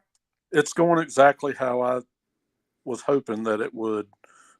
He is JD Vance is sticking straight to the policy, the points, the questions, the points. He's making an attempt to go back when he does skip over something. He does make it a point to go back and answer the question, unlike Tim Walz, who is just kind of dancing around and not answering the questions. And then the moderators are also, once again, horrible, not holding him to those. There's a couple times they did a little bit. They're better than the last moderators. They are better than the last moderators. I will agree with that. What I won't agree with is I just don't understand how he's allowed to stand up there and lie, yet they fact check JD Vance. And did you hear with their questions? It was already accusatory. They're not asking questions unbiasedly. These are very biased questions. And why are they talking so much bad? I mean, they haven't said one negative thing about Kamala. Did you hear one negative thing about Kamala? No, not yet. This is nuts. But we knew that. I mean, it's no big surprise. It's not. We knew it. We knew it. I think JD Vance is doing very well, holding his own and doing very well. He's got Tim Walz. I wouldn't say he's like super flustered, but he is super flustered. He's very excitable. He's like a woman. You know, he can't stick to the topic at hand. He has to keep going off of topic a little bit just to keep running his mouth, and his points aren't being driven home nearly as much as JD Vance's. Yeah. So, I mean, it's going exactly how I thought it would. I've watched JD Vance quite a bit in interviews and stuff, and how he carries himself, and how he conducts interviews and stuff. And I think he's good. He's like Byron Donalds, like Tulsi Gabbard. They don't crack under pressure. And Tim Walz, man, I think I could see physical sweat beads on him. Yeah, he's very flustered. Yeah. All right, we're back, guys. Presidential debate. We want to turn now to America's gun violence epidemic. The leading cause of death for children and teens in America is by firearms. That's a lie. Senator Vance, you oppose most gun legislation that Democrats claim would curb gun violence. You oppose red flag gun laws and legislation to ban certain semi-automatic rifles, including AR-15s. So let me ask you, earlier this year, for the first time, the parents of a school shooter were convicted of involuntary manslaughter and sentenced to 10 years in prison. Do you think holding parents responsible could curb mass shootings? I'll give you 2 minutes. Yeah, well, Nora, on that particular case, I don't know the full details, but I certainly trust local law enforcement and local authorities to make those decisions. I think in some cases the answer is going to be yes, and in some cases the answer is going to be no. And the details really matter here, of course. For example, if a kid steals a gun, that's going to be different than if a parent hands over a gun knowing that their kid is potentially dangerous. But look, I want to just sort of speak as a father of 3 beautiful little kids, and our oldest is now in 2nd grade. And like a lot of parents, we send our kids to school with such hope and such joy and such pride at their little faces on the first day of school. And we know, unfortunately, that a lot of kids are going to experience this terrible epidemic of gun violence. And of course, our hearts go out to the families that are affected by this terrible stuff. And we do have to do better. And I think that Governor Walz and I actually probably agree that we need to do better on this. The question is just how do we actually do it? Now, here's something that really bothers me and worries me about this epidemic of violence. The gross majority, close to 90%, and some of the statistics I've seen, of the gun violence in this country is committed with illegally obtained firearms. And while we're on that topic, we know that thanks to Kamala Harris's open border, we've seen a massive influx in the number of illegal guns run by the Mexican drug cartel. So that number, the amount of illegal guns in our country is higher today than it was 3.5 years ago. But what do we do about the schools? What do we do to protect our kids? And I think the answer is, and I say this not loving the answer, because I don't want my kids to go to school in a school that feels unsafe or where there are visible signs of security. But I unfortunately think that we have to increase security in our schools. We have to make the doors lock better. We have to make the doors stronger. We've got to make the windows stronger. And of course, we've got to increase school resource officers, because the idea that we can magically wave a wand and take guns out of the hands of bad guys is ridiculous. It just doesn't fit with recent experience. So we've got to make our schools safer. And I think we've got to have some common sense bipartisan solutions for how to do that. Governor, you have 2 minutes.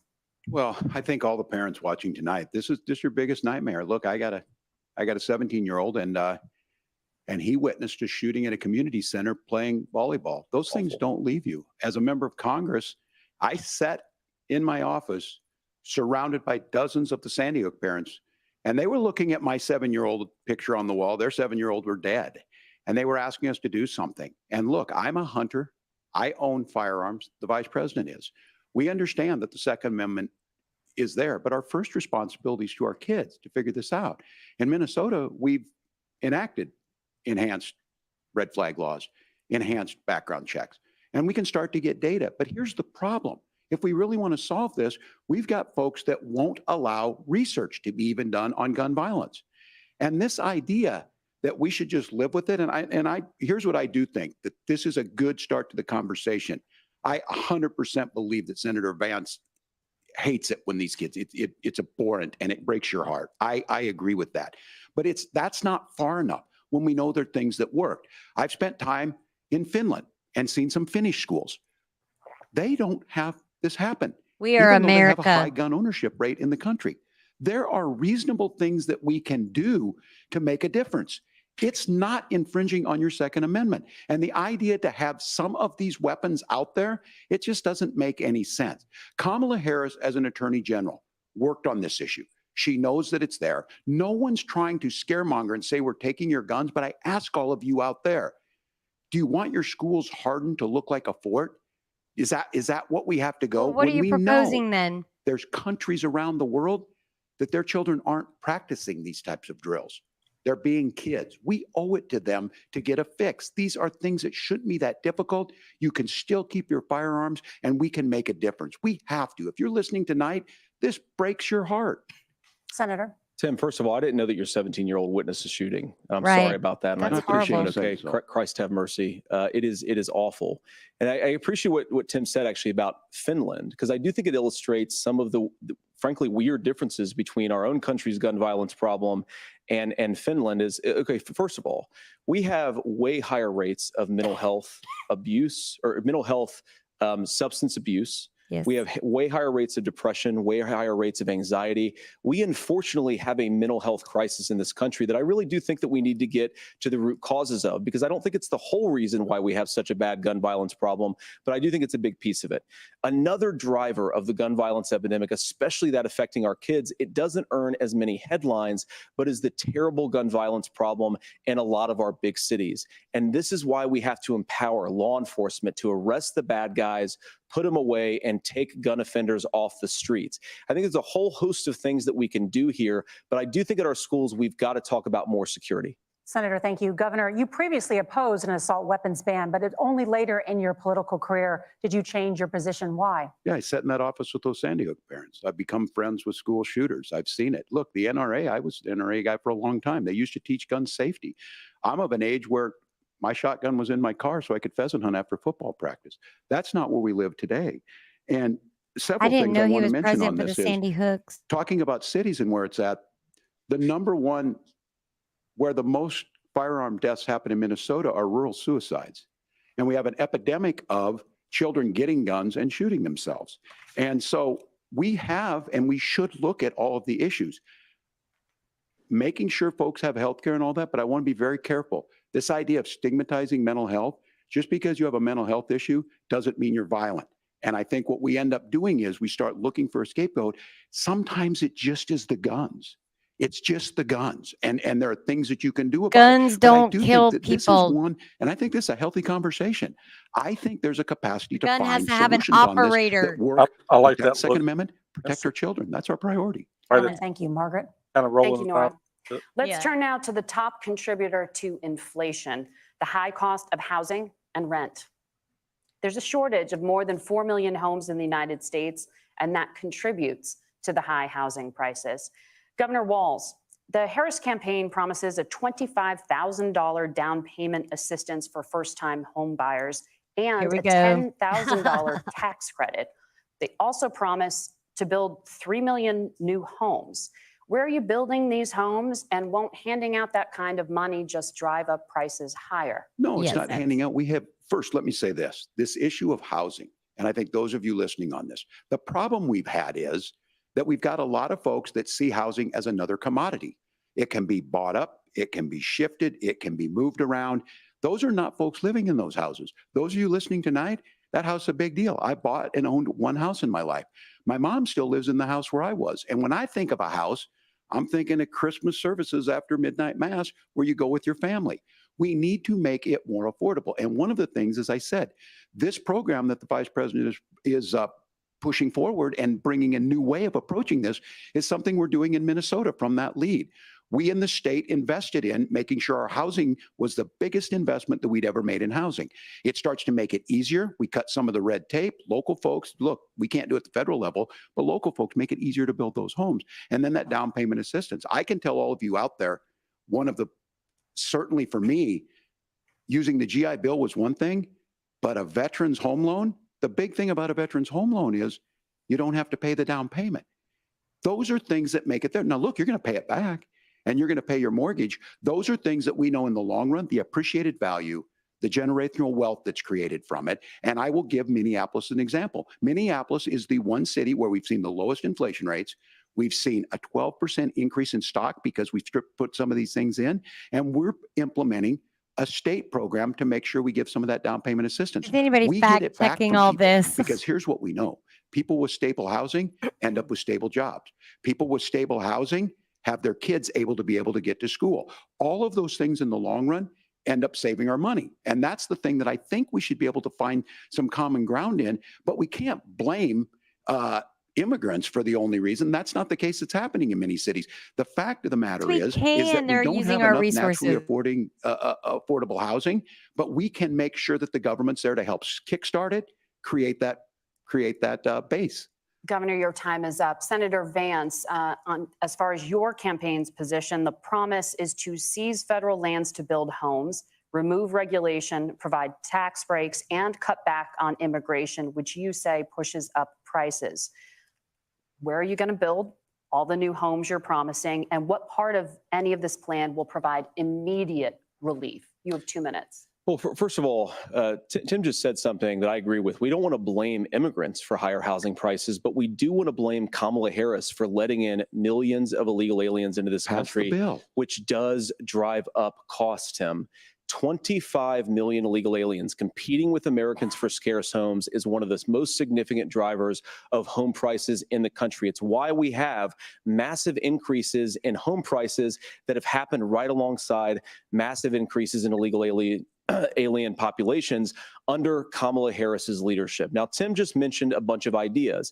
Now, some of those ideas I actually think are halfway decent, and some of them I disagree with. But the most important thing here is Kamala Harris is not running as a newcomer to politics. She is the sitting vice president. If she wants to enact all of these policies to make housing more affordable, I invite her to use the office that the American people already gave her, not sit around and campaign and do nothing while Americans find the American dream of homeownership completely unaffordable. Now, you asked, Margaret, what would immediately change the equation for American citizens. If you lower energy prices, as Donald Trump says, drill, baby, drill, one of the biggest drivers of housing costs aside from illegal immigration is, think about it. If a truck driver is paying 40% more for diesel, then the lumber he's delivering to the job site to build the house is also going to become a lot more expensive. If we open up American energy, you will get immediate pricing relief for American citizens, not, by the way, just in housing, but in a whole host of other economic goods too. Senator Vance, you still have 23 seconds there. Do you want to answer? Can I have it? Where, Governor, we will get to you in a moment. But Senator, where are you going to seize the federal lands? Can you clarify? Well, what Donald Trump has said is we have a lot of federal lands that aren't being used for anything. They're not being used for national park. They're not being used, and they could be places where we build a lot of housing. And I do think that we should be opening up building in this country. We have a lot of land that could be used. We have a lot of Americans that need homes. We should be kicking out illegal immigrants who are competing for those homes, and we should be building more homes for the American citizens who deserve to be here. Senator, your time is up. Governor, I do want to let you respond to the allegation that the vice president is letting in. Well, of course, that's not true. And again, that you it's have the affecting facts. I housing guess we prices. agreed not to fact check. I'll check it. That, look, crossings are down compared to when Donald Trump left office. But it's, again, blaming and not trying to find the solution. I was going to ask, though, on this question, are we going to drill and build houses in the same federal land? And I think when people hear federal lands, these are really important pieces of land. Now, Minnesota doesn't have a lot of federal lands. I know in the western part of the countries we do. There's not a lot of federal lands in and around Minneapolis, for example. So the issue is I don't understand the federal lands issue unless we see this, and I worry about this as someone who cares deeply about our national parks and our federal lands. Look, Minnesota, we protect these things. We've got about 20% of the world's fresh They water. won't protect These lands unborn protect. They're there babies. for a reason. They belong to all of us. But again, this is when you view housing and you view these things as commodities. Like, there's a chance to make money here. Let's take this federal land and let's sell it to people for that. I think there's better ways to do this. We've seen it in Minnesota. We're able to refurbish some of these houses. We're able to make some investments. That gets people in. And I'm still on the fact on this.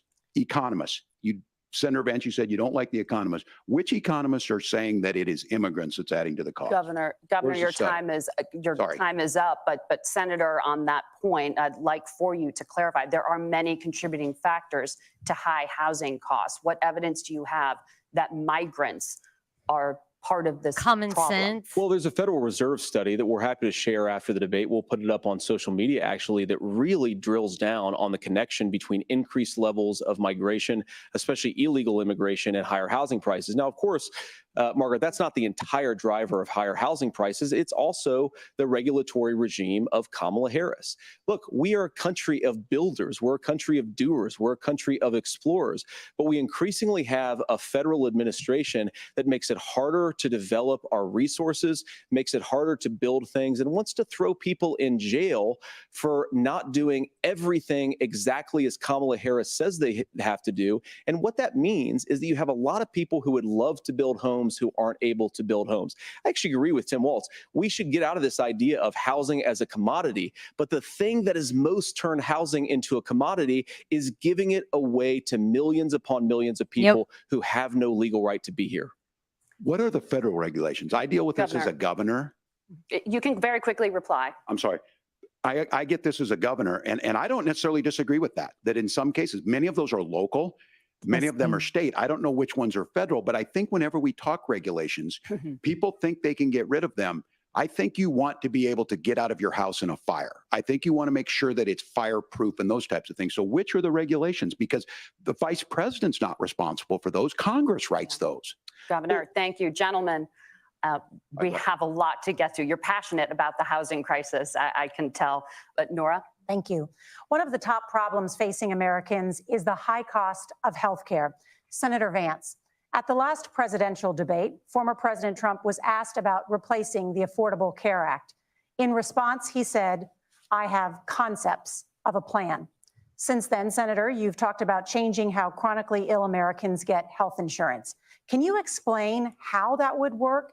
And can you guarantee that Americans with pre-existing conditions won't pay more? I'll give you 2 minutes. Well, of course, we're going to cover Americans with pre-existing conditions. In fact, a lot of my family members have gotten health care I believe, members of my family actually got private health insurance, at least for the first time, switched off of Medicaid onto private insurance for the first time under Donald Trump's leadership. And I think that, a lot of people have criticized this concepts of a plan remark. I think it's very simple common sense. I think as Tim Walz knows from 12 years in Congress, you're not going to propose a 900-page bill standing on a debate stage. It would bore everybody to tears, and it wouldn't actually mean anything because part of this is the give and take of bipartisan negotiation. Now, when Donald Trump was actually president, and again, he has a record to be proud of, prescription drugs fell in 2018 for the first time in a very long time. Under Kamala Harris's leadership, prescription drugs are up about 7%. Under Donald Trump's entire 4 years, they were up about 1.5%. He introduced pricing transparency. Think about healthcare. You go into a hospital, you try to buy something, and nobody knows what it actually costs. That price transparency will actually give American consumers a little bit more choice and will also drive down costs. And we talked about, the reinsurance regulations is what I was talking about. Look, Donald Trump has said that if we allow states to experiment a little bit on how to cover both the chronically ill, but the non-chronically ill, it's not just a plan. He actually implemented some of these regulations when he was president of the United States. And I think you can make a really good argument that it salvaged Obamacare, which was doing disastrously until Donald Trump came along. And I think this is an important point about President Trump. Of course, you don't have to agree with everything that President Trump has ever said or ever done. But when Obamacare was crushing under the weight of its own regulatory burden and healthcare costs, Donald Trump could have destroyed the program. Instead, he worked in a bipartisan way to ensure that Americans had access to affordable care. It's not perfect, of course, and there's so much more that we can do, but I think that Donald Trump has earned the right to put in place some better healthcare policies. He's earned it because he did it successfully the first time. Governor? All right, here's where being an old guy gives you some history. I was there at the creation of the ACA. And the reason it was so important is I come from a major healthcare state, home of the Mayo Clinic, home to Medical Alley, 3M, Medtronic, all of those. We understand healthcare. It's why we're ranked first on affordability and accessibility and quality of healthcare. And so what I know is under Kamala Harris, more people are covered than they have before. And those of you listening, this is critical to you. Now, Donald Trump all of a sudden wants to go back and remember this. He ran on the first thing he was going to do on day one was to repeal Obamacare. On day one, he tried to sign an executive order to repeal the ACA. He signed on to a lawsuit to repeal the ACA, but lost at the Supreme Court. And he would have repealed the ACA had it not been for the courage of John McCain to save that bill. Now, fast forward, what that means to you is you lose your pre-existing conditions. If you're sitting at home and you got asthma, too bad. If you're a woman, probably not. Broke your foot during football, might kick you out. Your kids get kicked out when they're 26. Kamala Harris negotiated drug prices for the first time with Medicare. We have 10 drugs that will come online, the most common ones that'll be there. He's But jumping look, around, this issue, man. And when Donald Trump 1 said, minute. I mean, I've got a concept of a plan, it cracked me up as a fourth grade teacher because my kids would have never given me that. But what Senator Vance what is just he talking explained about? might be worse than a concept, because what he explained is pre-Obamacare. And I'll make this as simple as possible because I have done this for a long time. What they're saying is, if you're healthy, why should you be paying more? So what they're going to do is let insurance companies pick who they insure, because guess what happens? You pay your premium, it's not much. They figure they're not going to have to pay out to you. But those of you a little older, gray, got cancer, you're going to get kicked out of it. That's why the system didn't work. Kamala Harris will protect and enhance the ACA. Governor, thank you. Senator, you have not yet explained how you would protect people with pre-existing conditions or laid out that plan. Well, look, we currently have laws and regulations in place right now that protect people with pre-existing conditions.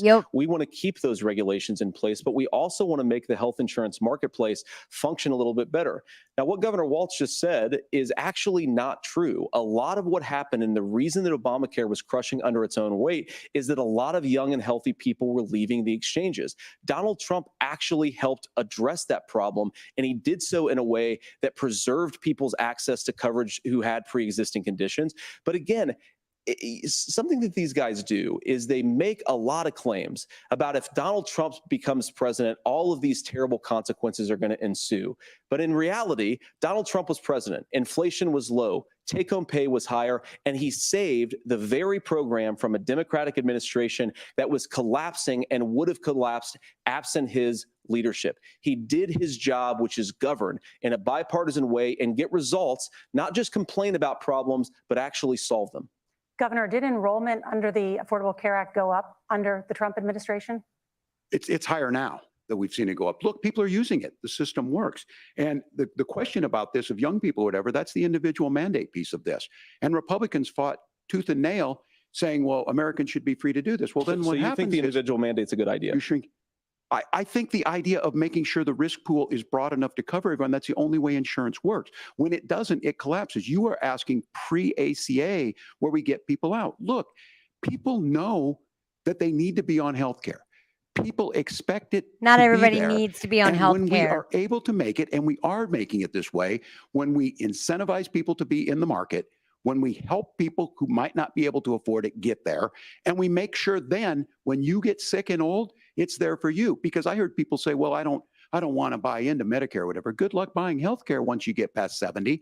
So look, the ACA works. We can continue to do better. Kamala Harris did that. The way she made everything better was negotiating those 10 drugs on Medicare for the first time in American history. Thank you, Margaret. Can I address that? I apologize. No, out of let time. him We're address numbered it. Subjects to discuss. Margaret. Let's talk about families in America. No, go There is back. a child care crisis Sure. in this country, and the United States is one of the very few developed countries in the world without a national paid leave program for new parents. Governor WALZ, you said that if Democrats win both the White House and Congress, this is a day one priority for you. How long should employers be required to pay workers while they are home taking care of their newborns? You have 2 minutes.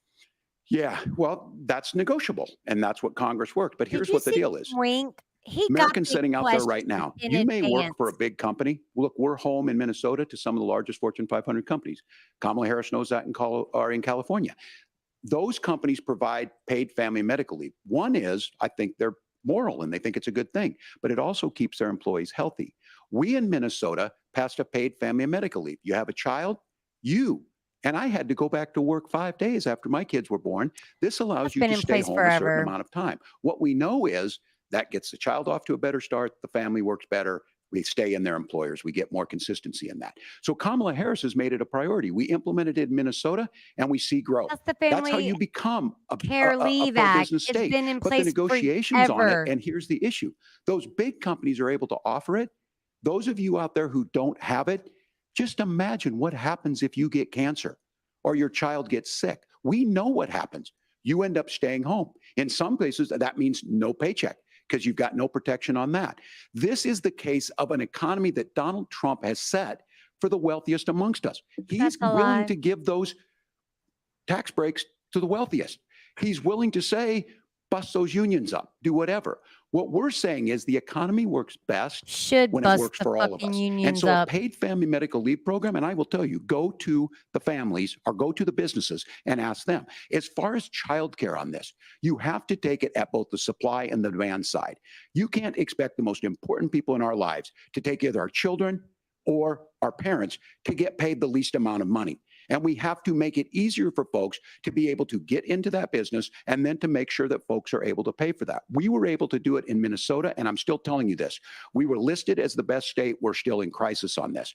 A federal program of paid family medical leave and help with this will enhance our workforce, enhance our families, and make it easier to have the children that you Companies want. already have that in Governor, your place. time is up. Senator, do you support a national paid leave program? And if so, for how long should employers be mandated to pay their No. employees while they are home taking care of their newborn? You have 2 No. minutes. Yeah, well, first of all, Margaret, a number of my Republican colleagues and some Democrats too have worked on this issue, and I think there is a bipartisan solution here because a lot of us care about this issue. I mean, look, I speak from this very personally because I'm married to a beautiful woman who is an incredible mother to our 3 beautiful kids, but is also a very, very brilliant corporate litigator, and I'm so proud of her.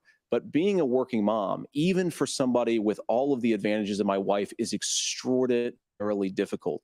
And it's not just difficult from a policy perspective. She actually had access to paid family leave because she worked for a bigger company, but the cultural pressure on young families and especially young women, I think makes it really hard for people to choose the family model they want. A lot of young women would like to go back to work immediately. Some would like to spend a little time home with the kids. Some would like to spend longer at home with the kids.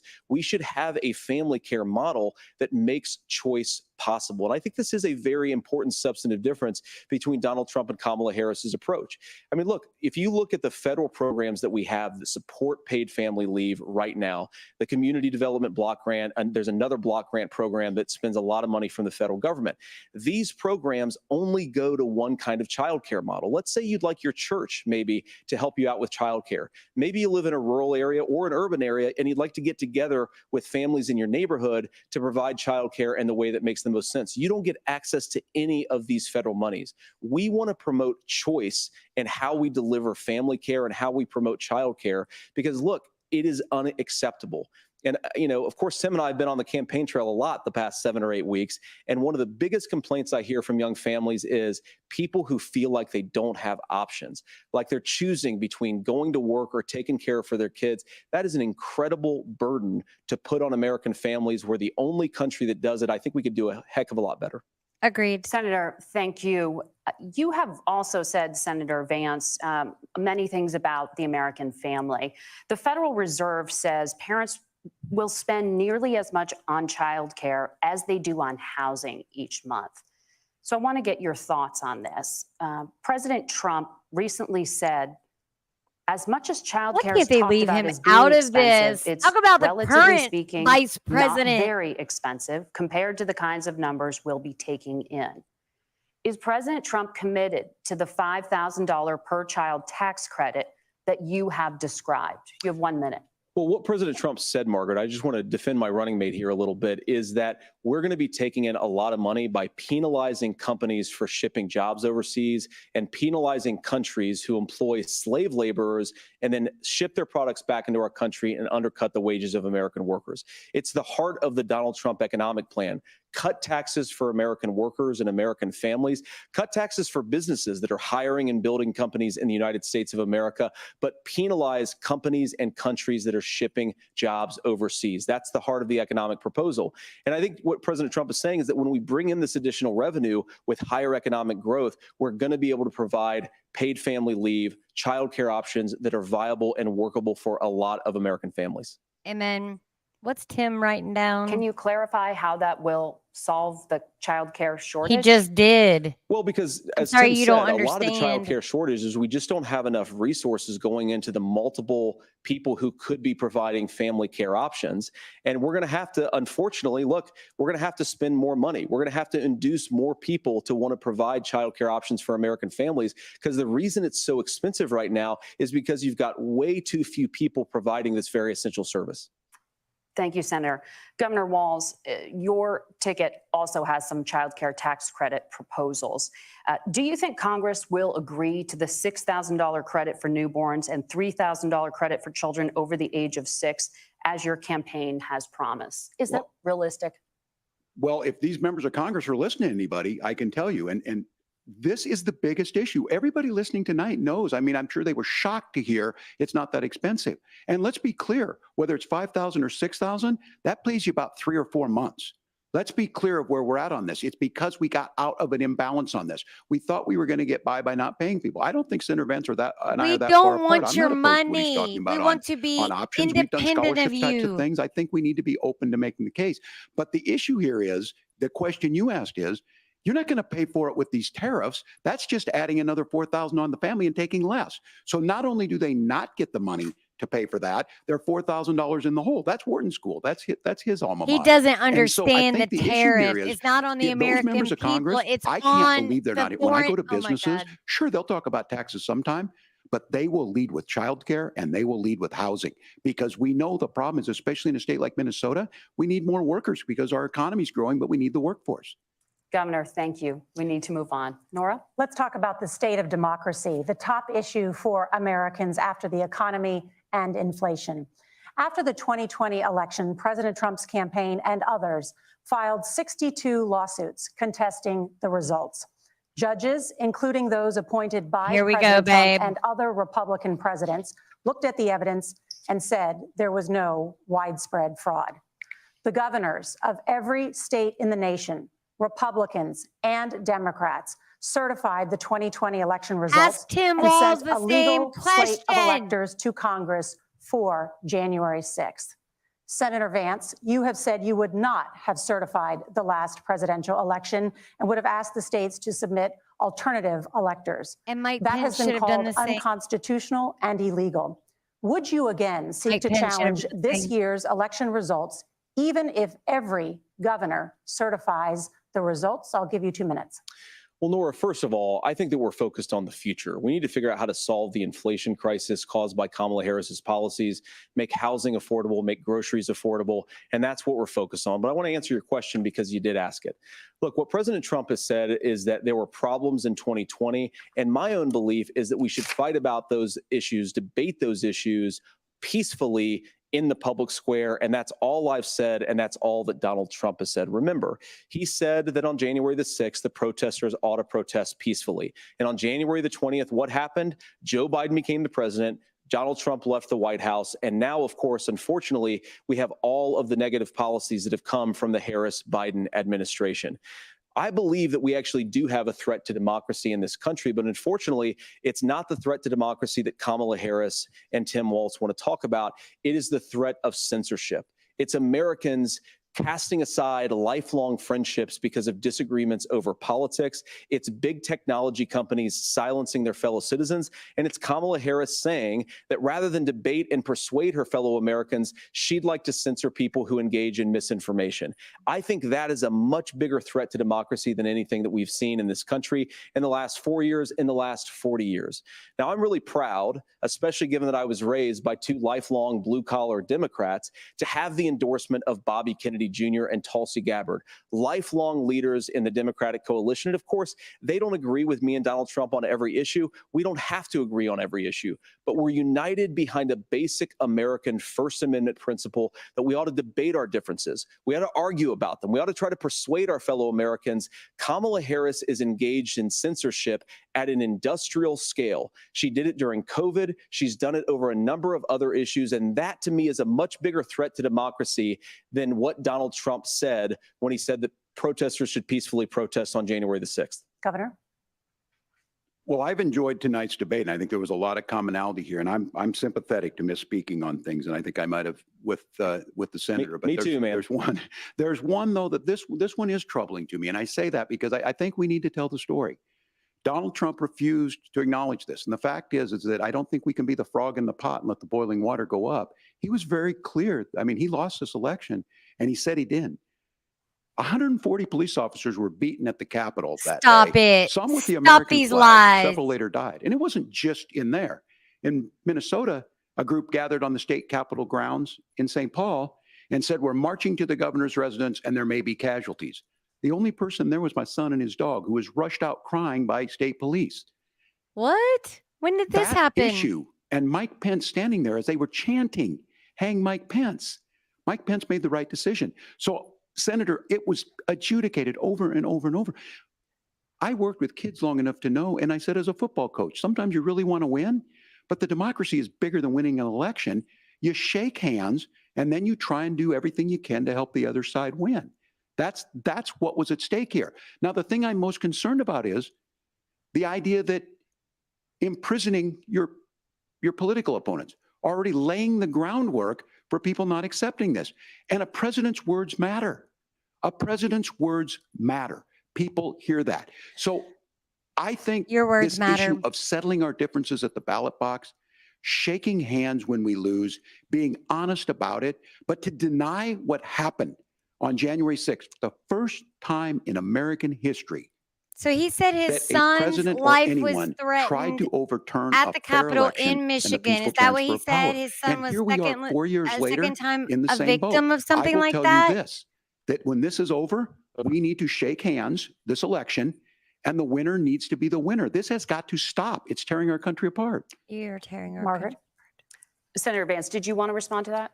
Yeah, well, look, Tim, first of all, it's really rich for Democratic leaders to say that Donald Trump is a unique threat to democracy when he peacefully gave over power on January the 20th, Amen. as we have done for 250 years in this country. We are going to shake hands after this debate and after this election. And of course, I hope that we win, and I think we're going to win. But if Tim Walz is the next vice president, he'll have my prayers, he'll have my best wishes, and he'll have my help whenever he wants it.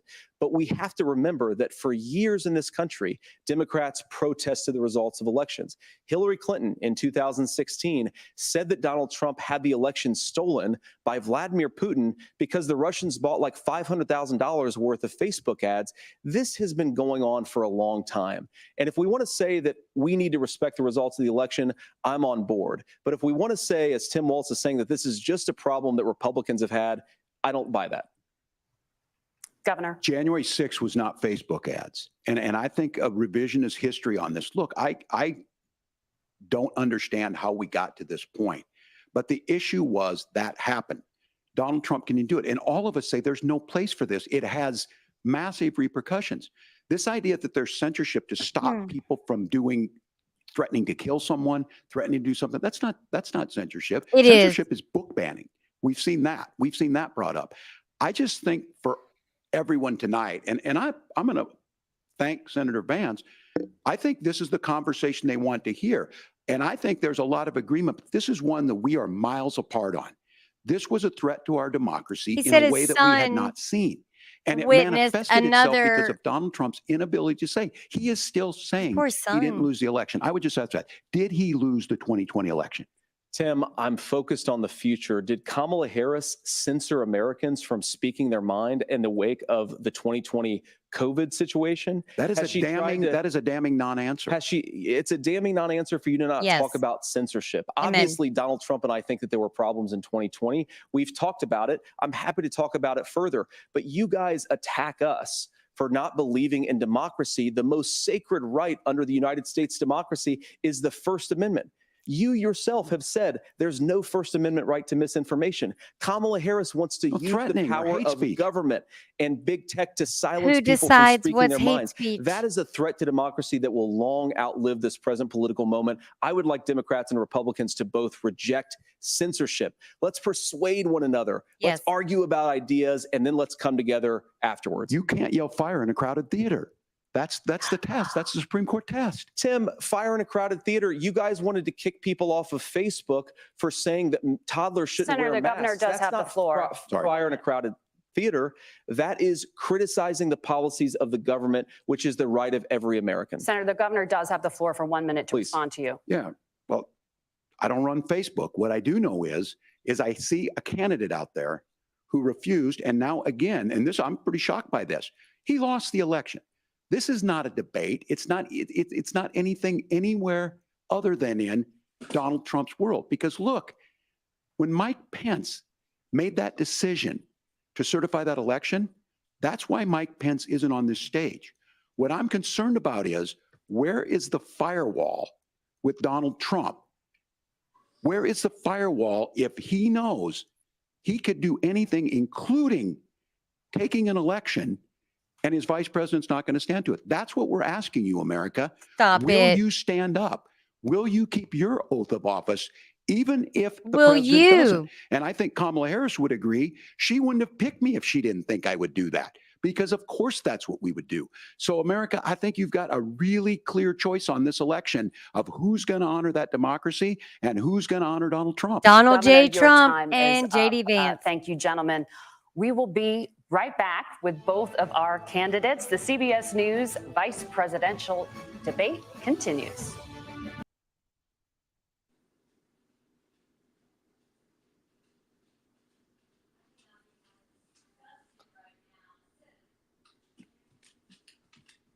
Can you hear me? I can now. You were muted. Babe, look, I've got so many things written down here. So let's talk about Matthew, right? Let's back it on up. Let's back it on up. So he threw out a Bible verse. Oh yeah, and I knew you were going to pick that one apart and go. Baby. That what it said. I can't remember. Yeah, we go back and watch it. We'll be able to find what he said.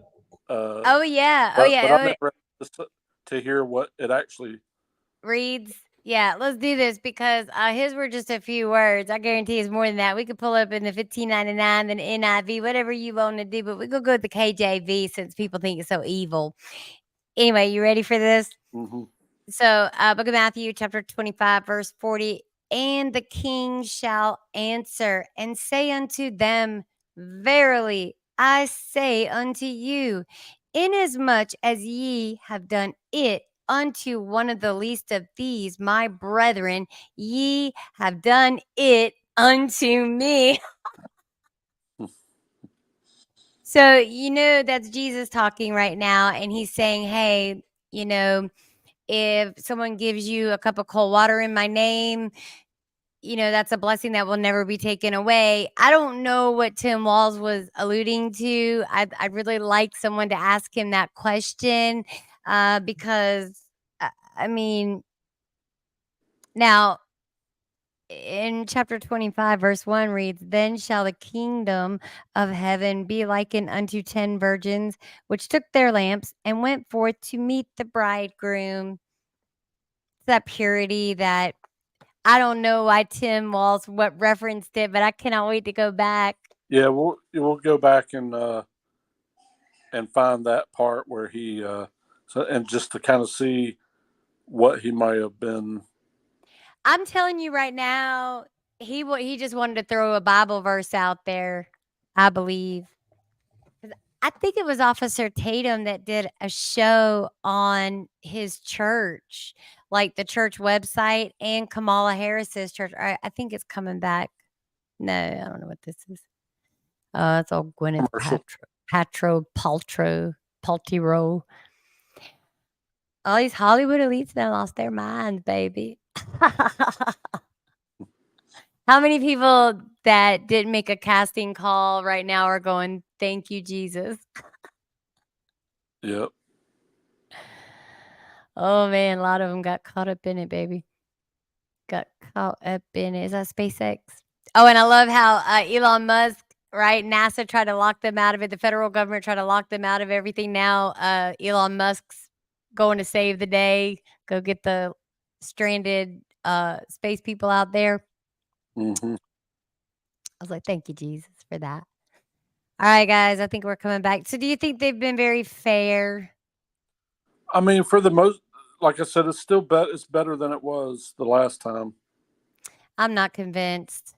Just because they're passive aggressive and they seem nicer and they, it's still 3 against 1. It totally is. And did you see Tim Walz wink? I think he got these questions in advance. I do. There's no way around it. There's no way around it. But everybody's going to say how fair it was, I'm sure. Superstar approaching, superstar approaching. I can see clearly now. Oh, gosh. That was You get a car. That's right. Look at his outfit. Give me some love. And you get a car. And you get a car. Now they all going to be like, and you get a felony. And you get a felony too. All right, we're back, baby. Let me unmute us. Welcome back to the CBS News Vice Presidential Debate. You women are disgraceful. The closing statement. You're a disgrace to the Vance profession. won the virtual coin toss and elected to go last. So, Governor Walz, you are first. You have 2 minutes. Well, thank you, Senator Vance. Thank you to CBS News. And most importantly, thank you to all of you. If you're still up and the folks who miss Dancing with Our Stars, I appreciate it. But look, the support of the democracy matters. It matters that you're here. And I'm as surprised as anybody of this coalition that Kamala Harris has built, from Bernie Sanders to Dick Cheney to Taylor Swift, and a whole bunch of folks in between there. And they don't all agree on everything, but they are truly optimistic people. They believe in a positive future of this country and one where our politics can be better than it is. And I have to tell you, that better than it is the sense of optimism that there can be an opportunity economy that works for everyone, not just to get by, but to get ahead. And the idea that freedom really means something, not the freedom of government to be in your bedroom or exam room, but the freedom for you to make choices about yourself. Now, look, we all know who Donald Trump is. He's told us, and as Maya Angelou said, believe him when he told you that. His first inaugural address talked about American carnage. And then he spent 4 years trying to maybe do that. Senator Vance tonight, made it clear he will stand with Donald Trump's agenda. He will continue to push down that road. Excuse me. Kamala Harris gives us a different option. Now, I'll have to tell you, I'm going to be careful about the quotes, but there's one that Senator Vance said that does resonate with me. He said, Donald Trump makes the people I care about afraid. A lot of America feels that way. We don't need to be afraid. Franklin Roosevelt was right. All we have to fear is fear itself. Kamala Harris is bringing us a new way forward. She's bringing us a politics of joy. She's bringing real solutions to the middle class. Why and they she's centering scared of you at the speech heart of then? that. All the while asking everyone, join this movement, make your voices heard. Let's look for a new day where everybody gets that opportunity and everybody gets a chance to thrive. I humbly ask for your vote on November 5th for Kamala Harris. No, Governor thank you. WALZ, thank you. Senator Vance, your closing statement. Well, I want to thank Governor WALZ, you folks at CBS, and of course the American people for tuning in this evening. And one of the issues we didn't talk about was energy. And I remember when I was being raised by my grandmother, when she didn't have enough money to turn on the heat some nights because Ohio gets pretty cold at night and because money was often very tight. And I believe, as a person who wants to be your next vice president, that we are a rich and prosperous enough country where every American, whether they're rich or poor, ought to be able to turn on their heat in the middle of a cold winter night. That's gotten more difficult thanks to Kamala Harris's energy policies. I believe that whether you're rich or poor, you ought to be able to afford a nice meal for your family. That's gotten harder because of Kamala Harris's policies.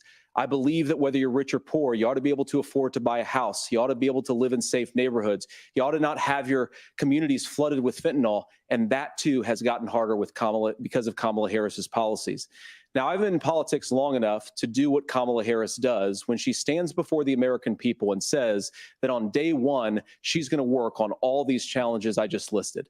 She's been the vice president for 3.5 years. Day one was 1,400 days ago, and her policies have made these problems worse. Now, I believe that we have the most beautiful country in the world. I meet people on the campaign trail who can't afford food, but have the grace and generosity to ask me how I'm doing and to tell me they're praying for my family. What that has taught me is that we have the greatest country, the most beautiful country, the most incredible people anywhere in the world. But they're not going to be able to achieve their full dreams with the broken leadership that we have in Washington. They're not going to be able to live their American dream if we do the same thing that we've been doing for the last 3.5 years. We need change. We need a new direction. We need a president who has already done this once before and did it well. Please vote for Donald Trump. And whether you vote for me or vote for Tim Walz, I just want to say I'm so proud to be doing this, and I'm rooting for you. God bless you, and good night. Senator Vance, Thank you. you, Senator and thank you Vance. both for participating in the only vice presidential debate of this election cycle. I'm Margaret. Well, that was the world's worst.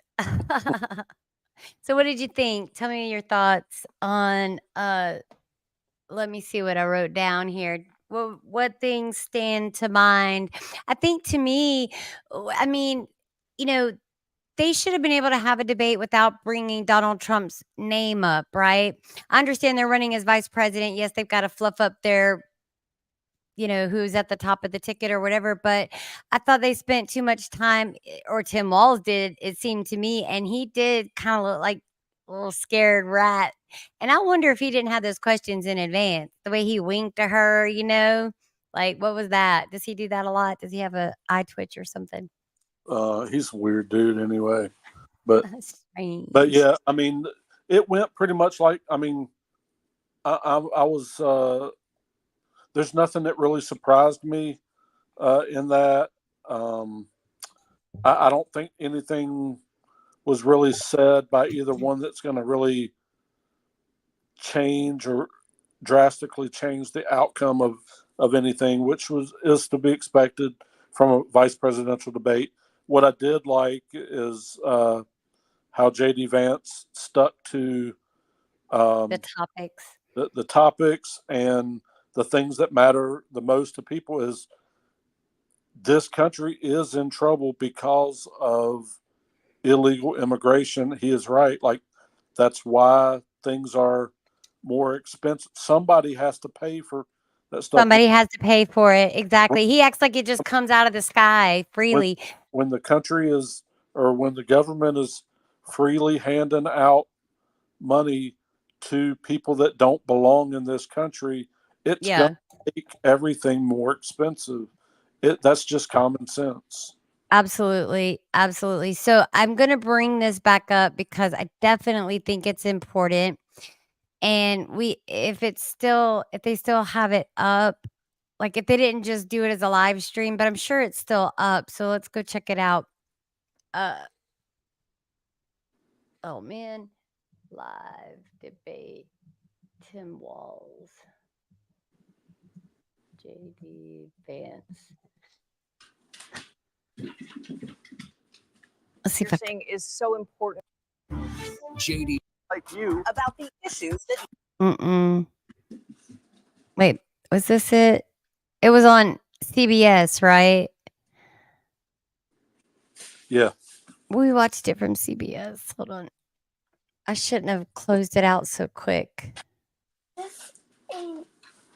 How you play the game. Okay, here we go. Here we go. Here we The go. expectation that was hanging over Pfizer. For more, let's bring in CBS News Kim. Oh yeah, no, they're gonna. Debate, hosted by CBS News, moderated by Nora O'Donnell and Margaret Brown. About those undecideds, it is such a small group. Political era that we live in, And troops in the Middle East ballot and larger, Here we go, babe. Here and we go. Here more we go. deadly because of the historic rainfall. Let's look at the comments too. Oh, they shut down the comments though.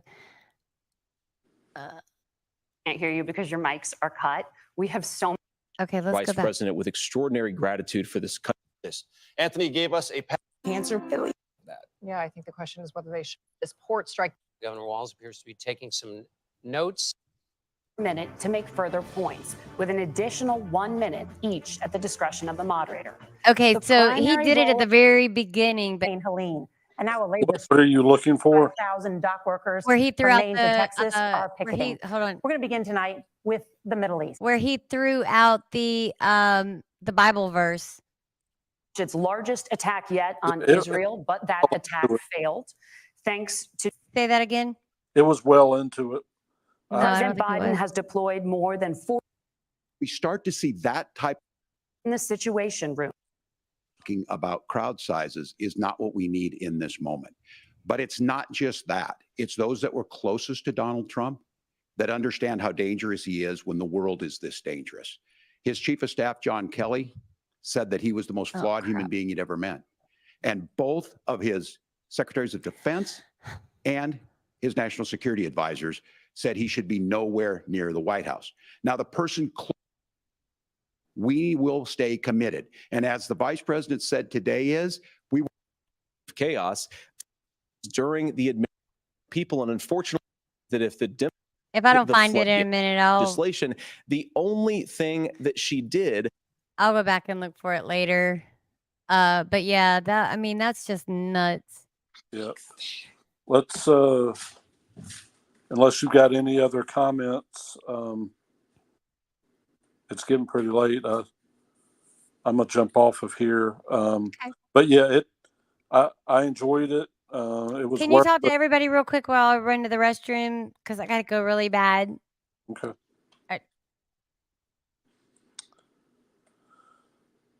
So yeah, everybody, I thoroughly enjoyed it. It was everything that I thought it would be. As I mentioned before, I don't know that it moves the needle a whole lot in either direction. It's just each candidate backing their running mate, basically, and their policies and stuff.